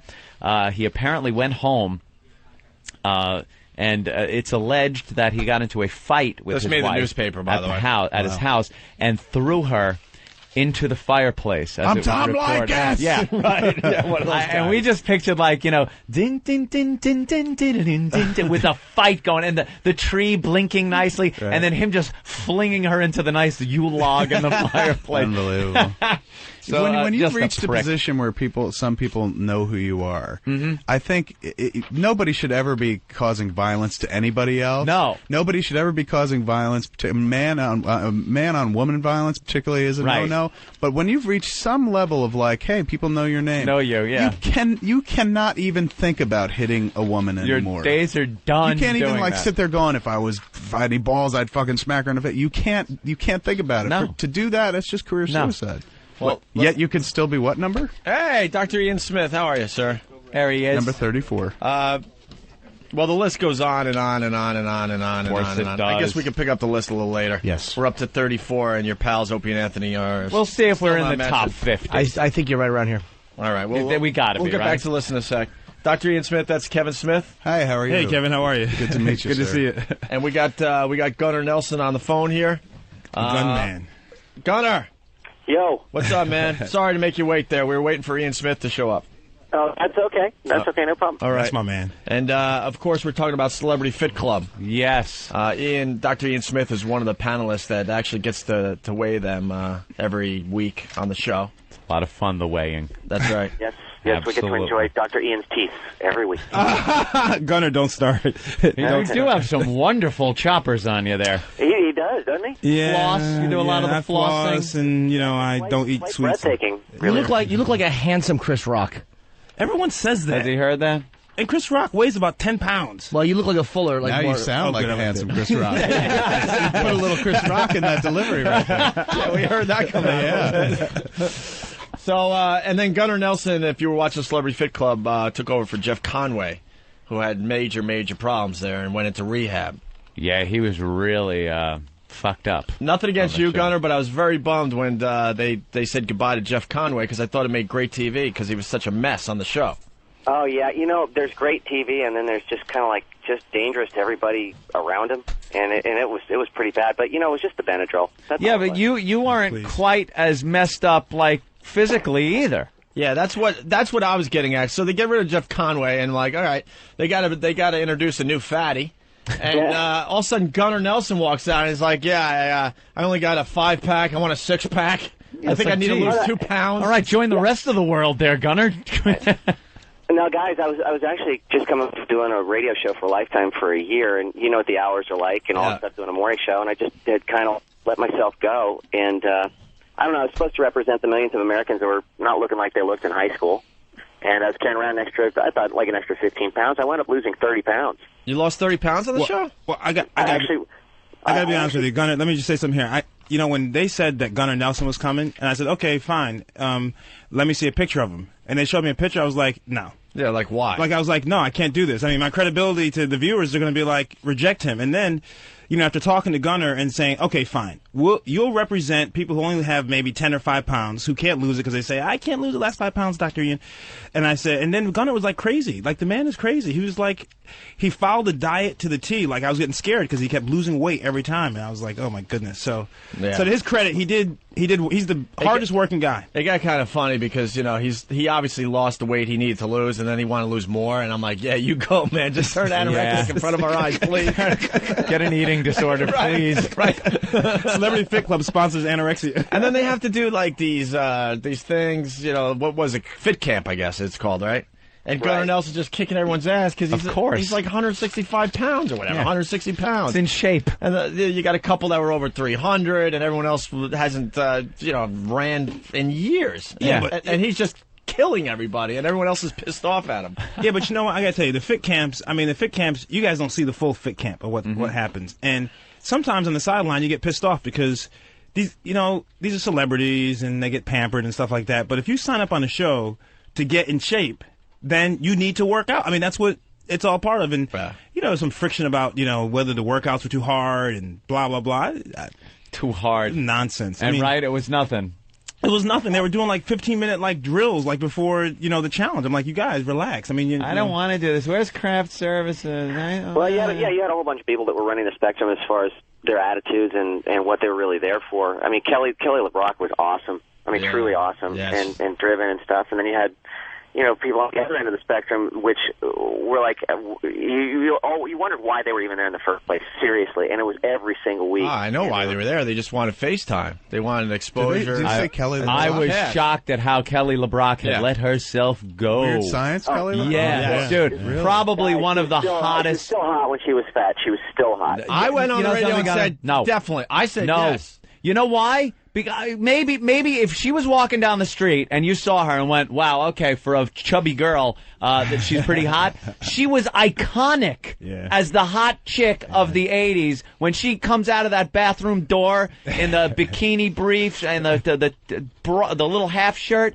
That was so mega hot that even if she was a little chunky, it was like, oh, she fucked up, man. Fucked up. Steven Seagal's a fatso now, though. He put on like 35 pounds. I never jerked off to Steven Seagal, Speak for yourself, fella. That guy was quite a tussler. What is the diet, may I ask? Oh, sure. It's called the Fat Smash Diet. Okay. And basically it's a 4-phase diet that starts off with a detox. Right. And the crazy thing is that when all the celebrities saw my detox plan, it was 9-day natural detox. Oh, I can't do this. I can't just eat this stuff, blah, blah. They come in after 9 days, they're losing 9 pounds, 8 pounds, 7 pounds. And they're like, oh, actually, this thing works. I'm like, hello? I mean, is it like lemon juice, psyllium husk? No. It's all fruits and vegetables. Really? You can't eat white potatoes, white rice, white bread, and no alcohol. It's a racist diet. I'll say that. Jesus Christ. Just First when time I've called it racist before, but okay. Yeah. I saw us making some headway. No Golden Girls, no Happy Days. But no, the diet, it's a great diet. And the crazy thing is that when the people start stealing, like the cast started stealing the diet, because I made the celebrities sign a confidentiality agreement, like only you guys could see it. Next thing I know, I'm in a script meeting, and the director, I'm like, man, you're looking really good. Oh, shit. And he's like, well, I got to be honest with you, I'm doing your diet. And I'm like, what? I haven't even published it yet. What are you doing? So now Gunner, Young MC, Chaz, and Kelly LeBrock. Whew. Those guys were How much awesome. did Kelly LeBrock lose? Kelly lost, I have my little notes here. Kelly lost 31 pounds. She started off at 175. She's now down to 144 and lost 8% body fat. Wow. She was 175? Yeah. She was a big, that's why when she first came on the show, she was How tall is she, 9'3"? How did she get so fat? Tall girl. She said on the show she was sick of being a sex symbol and just was like, But you know what the that funny was her excuse. They all have these cute excuses why there's stuff in their Like face. it was a conscious decision to just blow up, look I'm like so dog sick. shit. Everyone's looking at me like a sex symbol. I'm going to just no live one beat my life the Snapple, and do whatever I want. Snapple lady's excuse. But I love What Kelly. was her excuse? Her excuse this is was great, Kevin. she This is Wendy, the Snapple lady? Yeah, she was growing up not even growing up. She was a baby still. Right. And her parents had another kid. Decide to have another kid. And so from that day she forward, started eating. She just wanted to eat. Yeah. That's her excuse for being as big as she is. Yeah. And by the way, Celebrity Fit Club blew it. They should bring Wendy Snapple back every year. Everybody says that. When she's crying, so we could just openly laugh at her. When she's crying about not getting the attention from her parents, I love that shit. Wendy's awesome. But let me tell you about Kelly. Kelly kept saying, I blew up basically and stopped. I didn't want to be a sex symbol anymore. And then every mission weigh-in, accomplished. but every weigh-in that she came in losing 5-6 pounds, she wore tighter dresses. Cleavage started coming up, and I was like, you guys, I told the producers, let's do a montage of her saying, I don't want to look sexy anymore, and then show her in all these things, boom, boom, boom, but they didn't go for it, but that would have been Why didn't they go for it? That's great. Yeah, that's good TV right there. Can we put Gunner in sexy things then? Gunner? Well, just put me in Kelly's sexy things. That's fine with me. Gunner's got one of those. Make sure she's still in it. Yeah, Gunner and Nelson have one of the best Beavis and Butthead scenes ever. You remember that one, Gunner? No, which one was that? Come on, guys. Where you guys are playing, and they went, hey, who are these chicks? These chicks are hot. These chicks are hot. That's the best. Hey, Gunner, the cast hated you, huh? No, actually, I got along pretty well with just about everybody except for Tempest. Tempest, she had an attitude, man. She did Tempest not from want the to be Cosby there. Show, yeah. I'm not saying a word. I got in trouble already for saying something on radio about her. I got all these hate emails that... All right, don't say it. Don't say it on this show, but tell us what you said on the other show. Look, all I'm saying is I feel sorry for Tempest. I think it just makes her life a whole lot harder on herself than it needs to be. She didn't realize what she got herself into, it looks like. Didn't want to work that hard? Was that it? Did she lose weight? Yeah, she lost. She lost. Tempest lost 19 pounds. I mean, she guys, it really wasn't all just about losing the weight thing. It wasn't supposed to be. It was really supposed to be about your body's a reflection of what's going on inside. She came across like a bitch on that show. I got to say it. Dr. Ian Smith's not going to comment. I'm gonna slowly do a little something because don't send me any hate emails saying I'm not a black anymore because I'm criticizing the black. Please, I don't want to. That's what you have to deal with. Really? Oh, it's nonsense. Ian, what the heck does that have to do with anything? Gunnar, when you and I were on Wendy Williams, the emails I got after that show were like, basically, I lost my black card. It's like, are you crazy? Oh, because I can't criticize someone. Does that mean there's a black card up for grabs? 'Cause I would like one. I'll take that. I got one years ago from Chris Darden. Where's that guy? Anyway, let me just say this, and now shut up about Tempest. My issue with Tempest is, listen, everyone is a celebrity in their own right. Like, you're amongst peers. Like, no one's bigger than anyone else. I mean, Kelly LeBrock in her day, like you said, was iconic. Bruce Valanche has been, great these days. And here's like they were all bigger than Ant, who acts like he's the biggest celebrity on the show. Who? Ant. Can I say it? But he's so flamboyant. I actually love the show, but I can't stand Yeah, watching him host that show. I hate it. You could make the argument that Tempest Blood show might have been the most well known because that show was massive. Show was huge for so many years. Yeah. Which show? Cosby Show. You know Jimmy, No, right? You remember I remember the Cosby Show. I don't remember her. She was the Vanessa. middle. She was the middle girl, the with middle daughter. curly Whatever. hair. Yeah. But anyway, she lost 19 pounds. Hey, Tempest, if you're listening or someone tells you, this is Dr. Ian. I love Tempest Bledsoe, but it's like, let's not have attitude. I mean, do what you got to do. I mean, it's a show about losing weight and getting your butt kicked. Yeah, she did it to Isn't that herself. what makes it like an entertaining TV for people to watch? Though they want to see somebody has to be the designated asshole. Yeah. Well, Jeff Conway was just he was Human train wreck. classic. Yeah. And then he comes back from rehab and he brings the Benadryl box to prove that he wasn't on drugs. He just happened to have Benadryl when they filmed him all fucked up. Are you freaking kidding me? I'm gonna set the record. I know, because he came after me. He came after me about that. Listen, Benadryl may cause drowsiness, but Benadryl does not cause what's called an ataxic gait, where you're walking around like you had 10 bottles of whiskey. I mean, the guy was falling asleep. He was slurring. He couldn't have a coherent conversation. He was a train wreck. He was harmful to people. That's why he had to go to rehab. I mean, Steve C., our own producer. Yeah, same thing. Wow. And he was trying to pass for being Benadryl, being affected by Benadryl to a doctor. Kevin, it made Can great. you believe that? It made for great TV because they kicked him off the show. He was such a mess. He comes back like 30 days later, or something like that, and everyone is like has tears in their eyes. Like, oh my God, he's taking care of his problems. This is pretty cool. And then he gets up there and goes after Ian, saying, "Look, it was Benadryl that day. I'm Right standing away. by that." And he comes at me, and I'm like, apparently a hickey from Kaniki is like 2 Benadryl. I saw Jeff about 5 days ago. Yeah. I hope he gets his stuff together because it's not together yet. I bet Benadryl sales went up. Totally. People They're go, like, that really? gets me that fucked up. Benadryl gets you fucked up? Give me it. yeah, and I got another rash of emails from people. How could you, as a doctor, say that Benadryl doesn't do that? Hello? I mean, are you kidding me? Did you see him? I mean, his own doctor, Dr. Drew, said the guy has an addiction problem. I mean, then the emails. Dr. Ian Benadryl can do that. I've taken Benadryl. Yeah, Stop whatever. reading. Yeah, don't read the emails. Don't read the message boards. We've all been through this. We've all been through this. We'll walk you through. The only time you read email is if it's from a girl and it has like a pic attachment. If she's fucking, that's it. JPEG, right? But I didn't see the final. I've seen every show. I didn't see the final one. I had a crash early last night. So Can I tell you what happened? yeah, I don't care. Okay. It's not like it's gonna be a huge surprise. Yeah, but okay. So the winner was Young MC. Okay. How much did he lose? 38 pounds. He went from 278 to 240, and then the next was Bizarre, the rapper, Eminem's crew. He lost 32 pounds. Then Kelly lost 31 pounds. Chaz could have lost more, Gunner. I mean, she had 3 weeks where she stalled. She just stalled, but she lost 24 pounds even with 3 bad weigh-ins. And then Bruce... She's got to stop wearing the man clothes, though.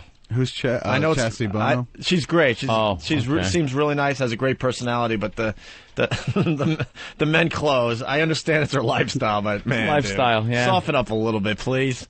Remember when Sonny and Cher used to bring her out as a little kid during the Sonny and Cher Variety Hour? And now she's good night, Chastity. She had little pigtails and waving. Well, on Celebrity Fit Club, she's wearing blazers. She's wearing men's and blazers. There's also nothing decidedly heterosexual about a dress. Easy access is easy access. I like that. Guy makes a valid point. Very valid. Yeah. So anyway, so these guys did well. You know, Kelly's team won. Hey, did what's her name end up gaining weight? Countess Vaughn. She gained 4 pounds. Wow, really? Somebody gained weight on? She's from the Parkers. She's a little. Don't you know the Parkers? I got nasty emails about that. Dr. Ian, how could you be a black person and not watch the Parkers? It's a UPN show, isn't it? Wow. Was it I'm UPN serious. show? I was like, what? I have to watch every black show in America? Like, yeah. Anyway, she gained 4 pounds, and you know, that's funny, man. Well, I'm going to stay. I'm not going to say anything. Gunner, you say something. Gunner, why am I talking? Yeah, Gunner. Well, because we got 9 people talking at the same time. Oh, okay. I'll tell you what. She was full of it. This girl Countess made everything up about her whole side story. Oh, my life is so hard. I'm not losing weight every week because I'm under so much stress, and I'm in a divorce, and these tears were coming. It was all bullshit. Whole thing was bullshit. She was there for the paycheck. She fooled the producers. She said she wasn't going to follow the diet. She wasn't going to work out. She was going to collect her check every week. And that's it. And that's what she did. So she gained 4 pounds. But here's what I have to say. For all these people who were on the show, some people took took advantage of the situation. Some people just totally wasted it. And that was their choice to do. Look, someone came to me and said, I'm going to give you a good paycheck.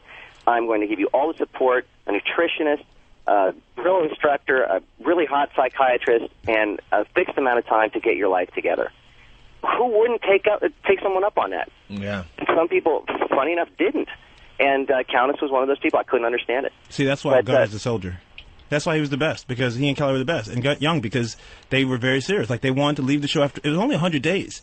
And they wanted to leave the show looking much better, feeling much better, and look at him now. And they go back to their regular lives for 2 weeks, right? And you fly back out to L.A. every 2 weeks, it seems like? Yeah. Seems like? Yeah, that's right. I mean, I actually live in Nashville, so I was doing the commute and stuff. But, you know, Ian, I also, your diet really did work for me because, guys, I had a third less time than everybody else. I was replacing Jeff. Yeah, that's right. You only did it in 60 days. Where do we find this diet? It's on fatsmashdiet.com or Amazon.com. Fatsmashdiet.com. It's a book. Do you have copies? I just came from South Carolina. I just told Roland I wish I had. I'll send you guys some. I'd love a copy. I need to lose it. How much you need?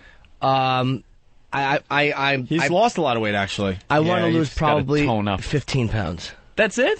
Yeah. Oh, that's easy. Oh, well, I think you looked at me and go, hey, fatso, lose 40. No. Thanks, Doc. No, 15. What's the easiest way to lose 10, 15 pounds? I'll tell you Quick what, tip. you got to start eating.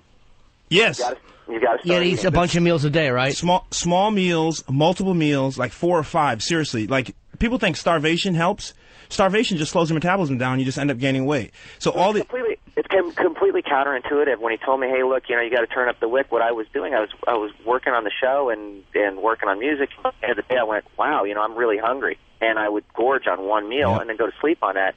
And I was putting on weight like crazy. And when someone says every 2 hours you got to be eating, I was eating. I mean, Ian said like 4 meals a day. I was eating like 7 or 8. Wonderful. Every 2 hours I was eating. And my God, man, every week it was like, wow, I just lost 4 pounds. But you got to eat healthy, though, right? Like, I went to McDonald's last night for the first time in months. Honest to God, because I wanted to fart in studio, and it didn't work. I had 2 cheeseburgers. And I was just suicidal. I'm like, my mouth is dry. I'm like, why did I do this to myself? When are we doing the fart off this week? Probably, yeah. I just wanted to give you a little sample, but I just couldn't do it. I don't understand why we're not on this list. I'm not with great topics participating. like this. All right, so I have to eat more. Yeah, in 2 months, you will lose 15 pounds. That's my commitment to you. Yeah. I'm going to work with you. Seriously. I just did, last year, I did, during the summer, I went on Opti Fast. It's like a liquid diet kind of thing. It's 800 calories a day, and I lost 70 pounds over 3 months, 3.5 months. Yeah, you lost a lot of weight. But that's you got to give up solids for a while. But the re-entry is difficult. That's my problem right there, is that these programs where it's like liquid diets, well, okay, when you're done, then what? Yeah, what are you going to do? You got to eat regular slowly foods bring again. food back in. And the moment you start eating again, you're putting out pounds, but it's not all of it. You just got to kind of figure That's it why out. my program is like this 4-phase where we do a detox, then you can eat pizza and stuff on my diet, but you work up to that. Like you just don't kind of go crazy after the detox. So. Right. No, my thing had to be easy because I'm touring all the time. I'm all over the country. I'm airports and bad hours and all that kind of stuff, and it had to work. And the liquid diet thing obviously would work, but it totally changes your lifestyle. This thing, I just fit it into my lifestyle, and it worked fine. I find it harder to work out on the road. I don't know. I like the gym and like where I live. Like I go to the road, and they have these shitty fitness rooms. That's just depressing. Everything's dirty. Like 50-year-old ladies, like that's their workout. So like old, like Universal sets. You know, when I grew up as a kid, I mean, people don't use that stuff anymore. It's a waste. They say we have a fitness club. I'm like, yeah, right. Yeah. He's worried about dirty workout equipment. Yes, he goes to Brazil and fucks hookers without any contraception. That was one incident. Yeah, why don't you tell Dr. Ian Smith about your diet there, Jimmy? Yeah, your late night diet. Occasionally, I've dabbled with. I was in Brazil. I love Brazil. Me too. You Copacabana? Ooh, yeah, it's fantastic. You go to the little houses. What's the word for them? There's a word for the whorehouse. What? Whorehouse? No, not brothel. No. Brothel? Not brothel. No, it's a Brazilian. It's a Brazilian word. I know what you're saying too. I didn't. For the record, I didn't frequent them. No. For the record, and let me state. But there was one called the Monte Carlo, which I would go to with Patrice and a couple other guys. It might help you with the calories of what you were eating. Sex is a great. Let me tell you, one of the best workouts is sex. Well. I'm not kidding you. Like one of the best way to. Not the way I do it. It's like doing one push-up and falling asleep. Can I tell you something? When I went to Rio, right, we went to this place and we thought we were at a nice little restaurant, right? And all of a sudden, I said to my guys, we just landed. I'm like, oh my goodness, these are the hottest babes in the world, right? And they're giving us the eye. So we're like, whoo-wee, Americans, we're coming out. They were hookers. Of course. Yeah. They were Not only were they working. hookers, they were probably tranny hookers, man. Those Brazilians got those she-males that are fucking to die for. I was obsessed with, honestly, I didn't want a tranny. I was like so... I saw so many chicks, I'm like, that's a tranny. And they're like, no, it's not. I'm like, it's a fucking tranny. And I wouldn't touch half the chicks down there for that reason. Yeah. If you look at she-male porn on the web, which I do quite often apparently, because I can give you the distinction. You certainly can. Brazilian she-male sites have chicks guys that absolutely fucking look like girls. Big Joey Silvera fan, are you? I don't know who's that. Okay, good. Good cover. Jimmy will tell you. No guy should die before they go to Rio. I'm telling you, no guy. I've spent 3 trips. I can't go back. I'm afraid because there's so much crime down there. It's a very dangerous area. I mean, the drug lords really do run the whole city from the projects. Yeah. So it's very frightening to be there. Favelas, that's what they're called. Favelas, right. But the little whorehouses are called something. If Patrice is listening right now, he's screaming at his radio. I cannot remember what they're called, but it's just too dangerous to go back. What was the diet you were talking about? What was he eating? Well, it's up to Jimmy if he wants to tell. Oh, he's just there was one. He can help you out with how many calories that might be. There was one girl in the whorehouse who I did have sex with 2 days in a row, and I had a condom, but it remained in my wallet. And I kind of went unprotected twice with the same Brazilian hooker. It can't happen to me. That's why I did it. No, seriously. Like, Jesus. No, I got a serious question. It was a diet called I Dare You, God.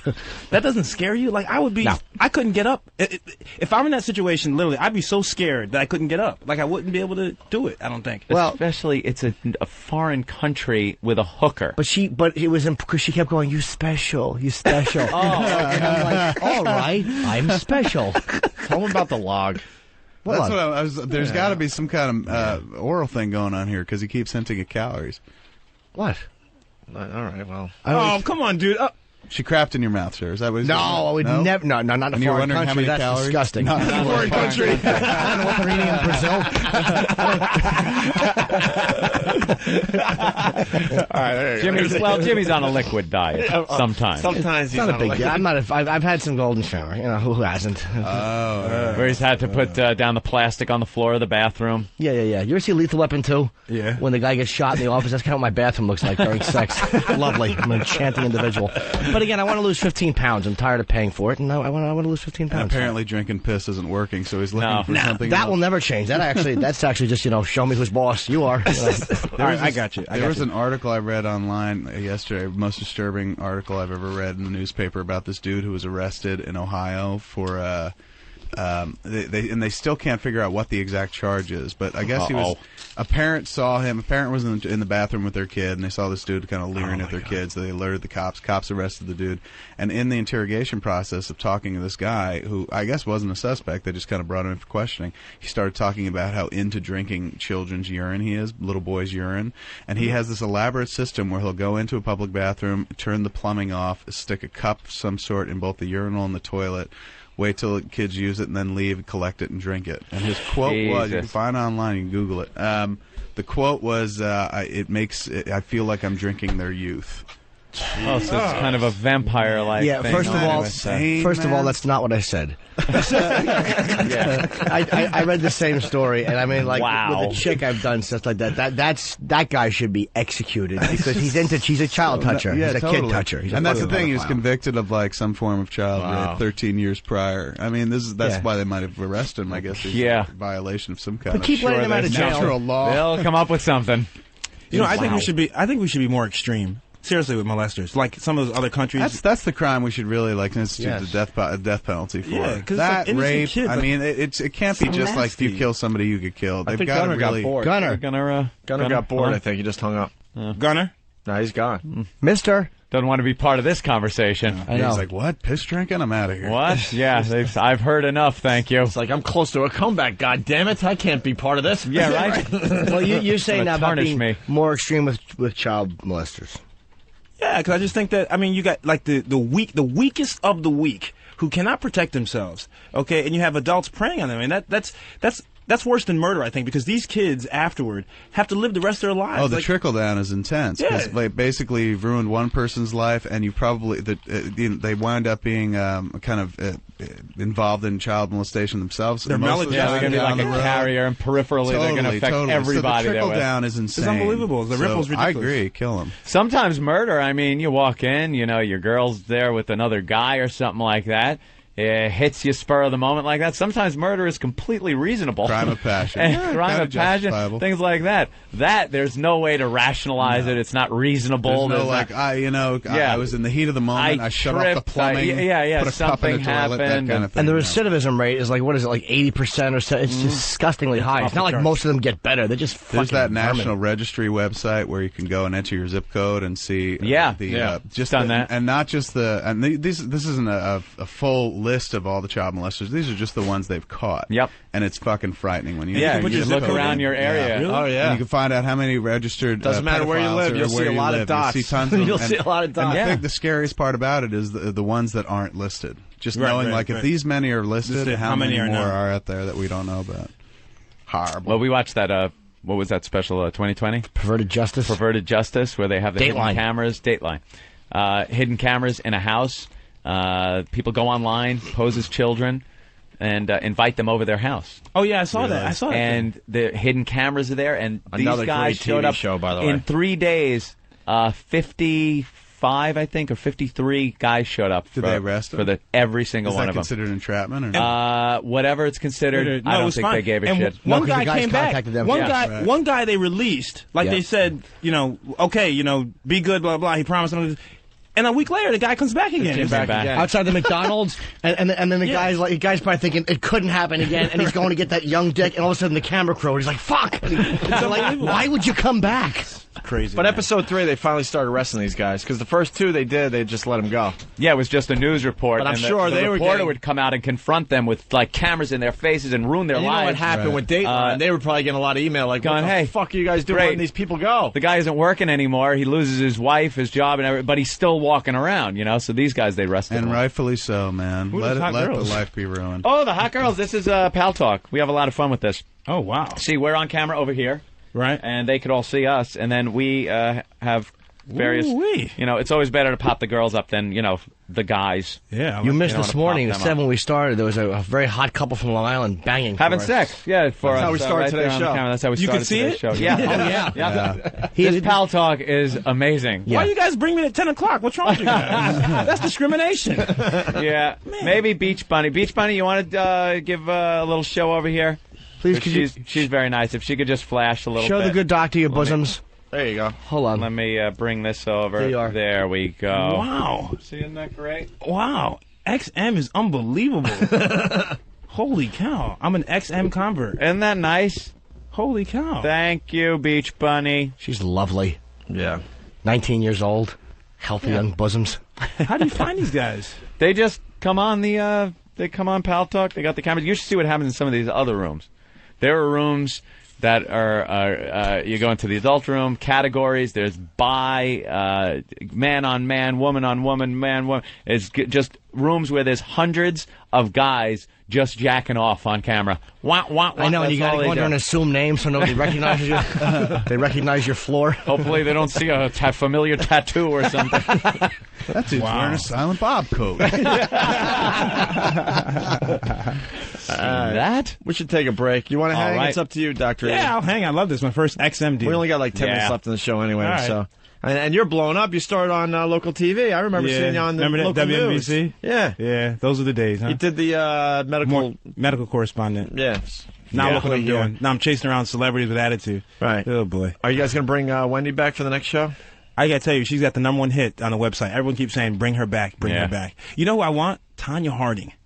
Is she a fatty now? Holy shit. The Insider's been doing a bunch of things with her recently. Because of the Olympics. She is massive. You wouldn't recognize her. Seriously. Like, she's unbelievable. I mean, I'd get her on my diet. I would work her butt out. I'm telling you. How many pounds do you think she gained? 50?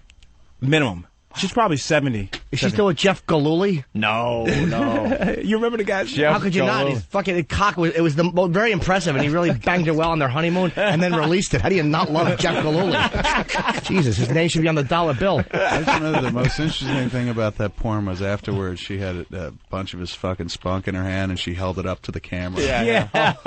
It's such a weird way to end it. I don't remember that part. Happy honeymoon. I don't think I made it that far. Remember this? Oh, baby. So strange. All right, we'll continue with Kevin Smith and Dr. Ian Smith. Is that two Smiths in the studio? Smiths. Look at that. I just realized that. Oh, dear. More on the way.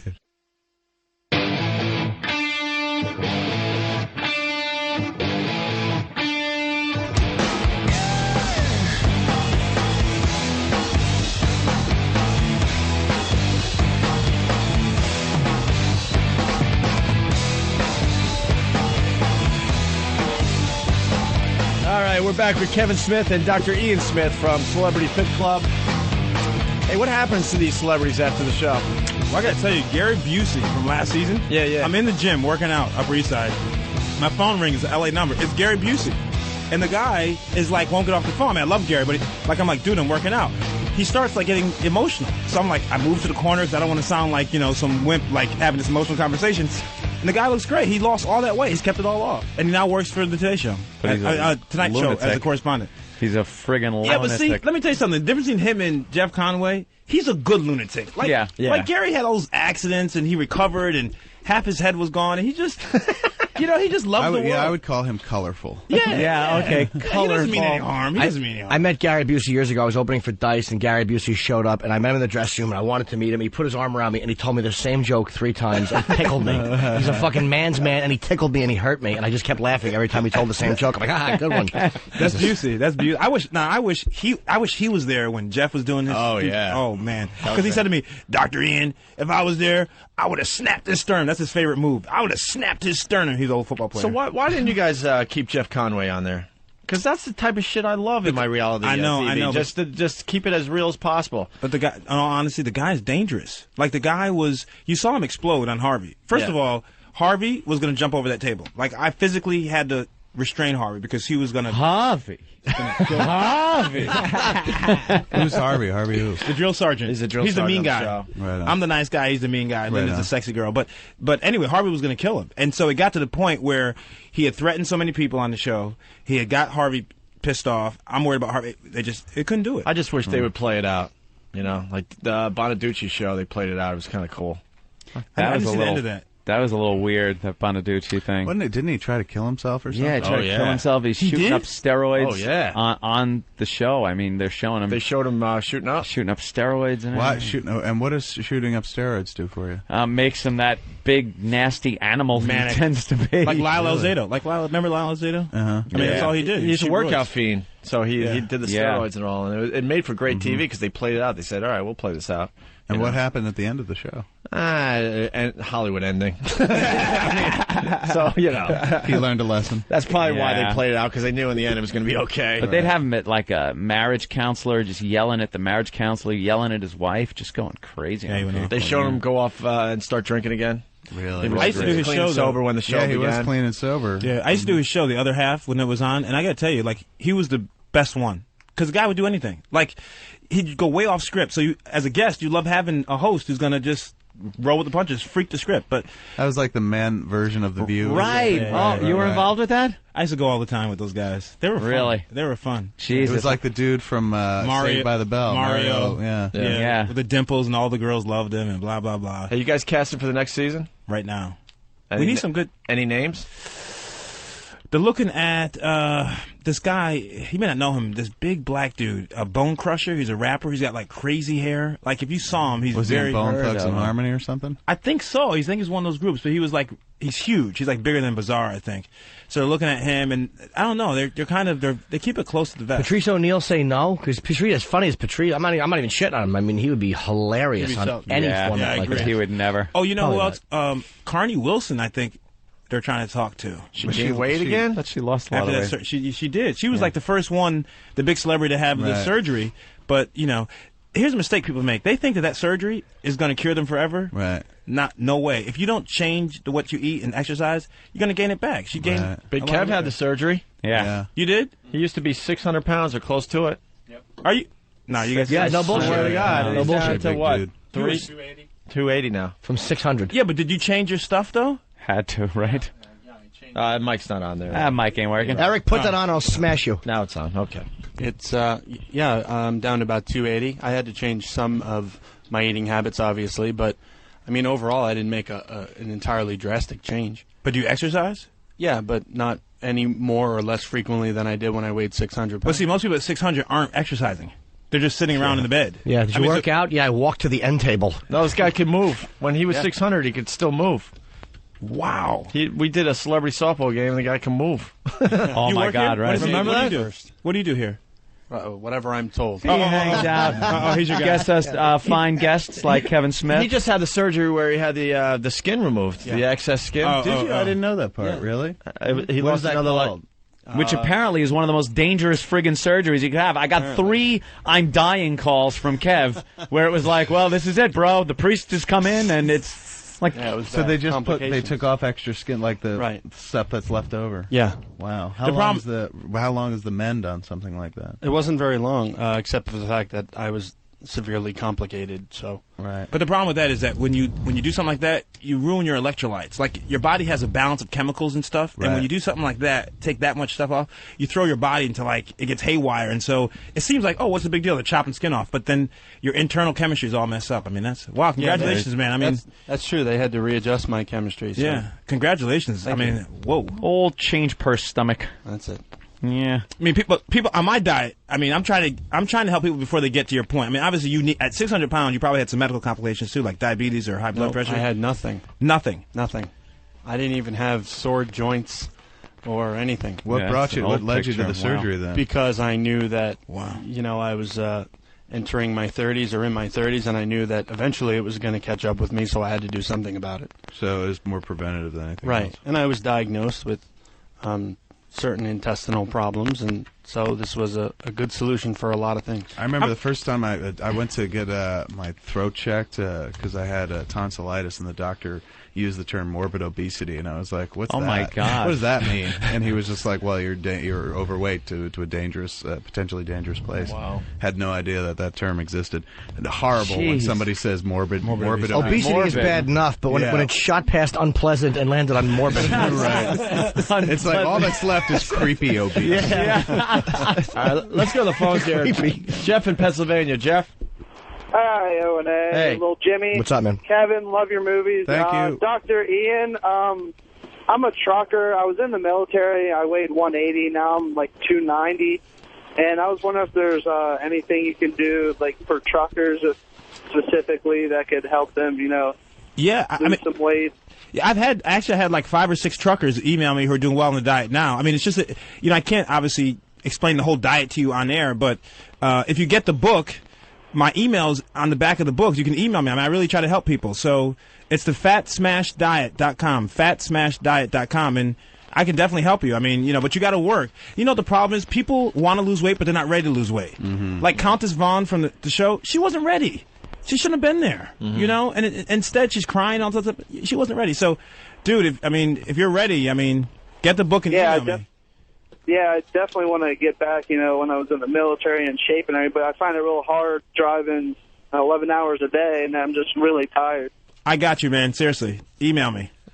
All right, Jeff. All right. Thank you. Let's say hi to John in Jersey. What kind of weird country has America become, man? Where it's like truckers used to call into radio shows and be like, I need a pocket pal. Yeah. I want a job on the road. And now they're like, how do I lose weight? We're men in this country. What do you got today, John? Hey, what's going on, boys? Kevin, I live over in Hazlet, not too far from where you used to. Right on, the Hazlet Multiplex. I used to go there all the time. When I first moved over here, man, I went into the store, because, you know, the clerk store, and I got to tell you were right, and the guy got wigged out on me, because I thought, being a tool at 32 years old with nothing to do and going to check out the clerk store. He just is like, the clerk store. You got to leave. Buy something or leave. Just get out. I got other things going on. And God, you know, I got to tell you, love the attention. That amazes me. Is the lot still empty in front? The lot, right across the street, still wide open. Still wide open. What is wrong with that area that hasn't been built on? Jesus Christ. I don't know. And real estate in that area is pretty inexpensive too. Yeah, like pretty darn inexpensive. Hey, by the way, you were right about Jersey Girl. In what way? You said last year when the boys interviewed you on the phone that, you know, a lot of people checked it out after a while. You know, it wasn't that bad, and, you know, it really was. I mean, it's a chick flick. Total it's kind of like a guilty pleasure, but it was actually a pretty good movie overall. Oh, I appreciate that, right. sir. Thank you. You did a great job in Clerks of framing those two establishments, because there's so much more to that building. Yeah, there's a lot more. And I absolutely thought it was just the convenience store and the video store. I got my first and second tattoo there, and then there was a place at the very end that used to be a series of rotating restaurants. Like a restaurant would come in, like a diner, you know, grill, and they would leave within a year. And then finally, this obedience school took it over, and I don't know, or a fighting school. We're not sure whether it's dog training or if it's like some kind of people like fighting training, because they have like a pit bull like drawing with a fucking mask on their sign out front. Yeah. But you never hear dogs, and it just looks like people learn some kind of fighting style. Could be either, yeah. Hey, we got 30 seconds left in the show. Damn it. We're on a master computer. They just shut us down after the show. So, Dr. Ian Smith, thanks from Celebrity Fit Club. Hey, guys, it's great. I got Thanks on DVR. I'm going to watch the final episode when I get home from this. So. Cool. Thanks. I love the show, so continue success. You guys. And Kevin Smith, what can we say? And Kevin, thanks so much for coming in. Oh, thanks for having me. I didn't gush, but I swear to you, you are huge to me. I'm a huge fan. Thanks for having me. Thank you, man. All right, Ron and Fez up next. Thanks, guys. That's it. I'm out of here.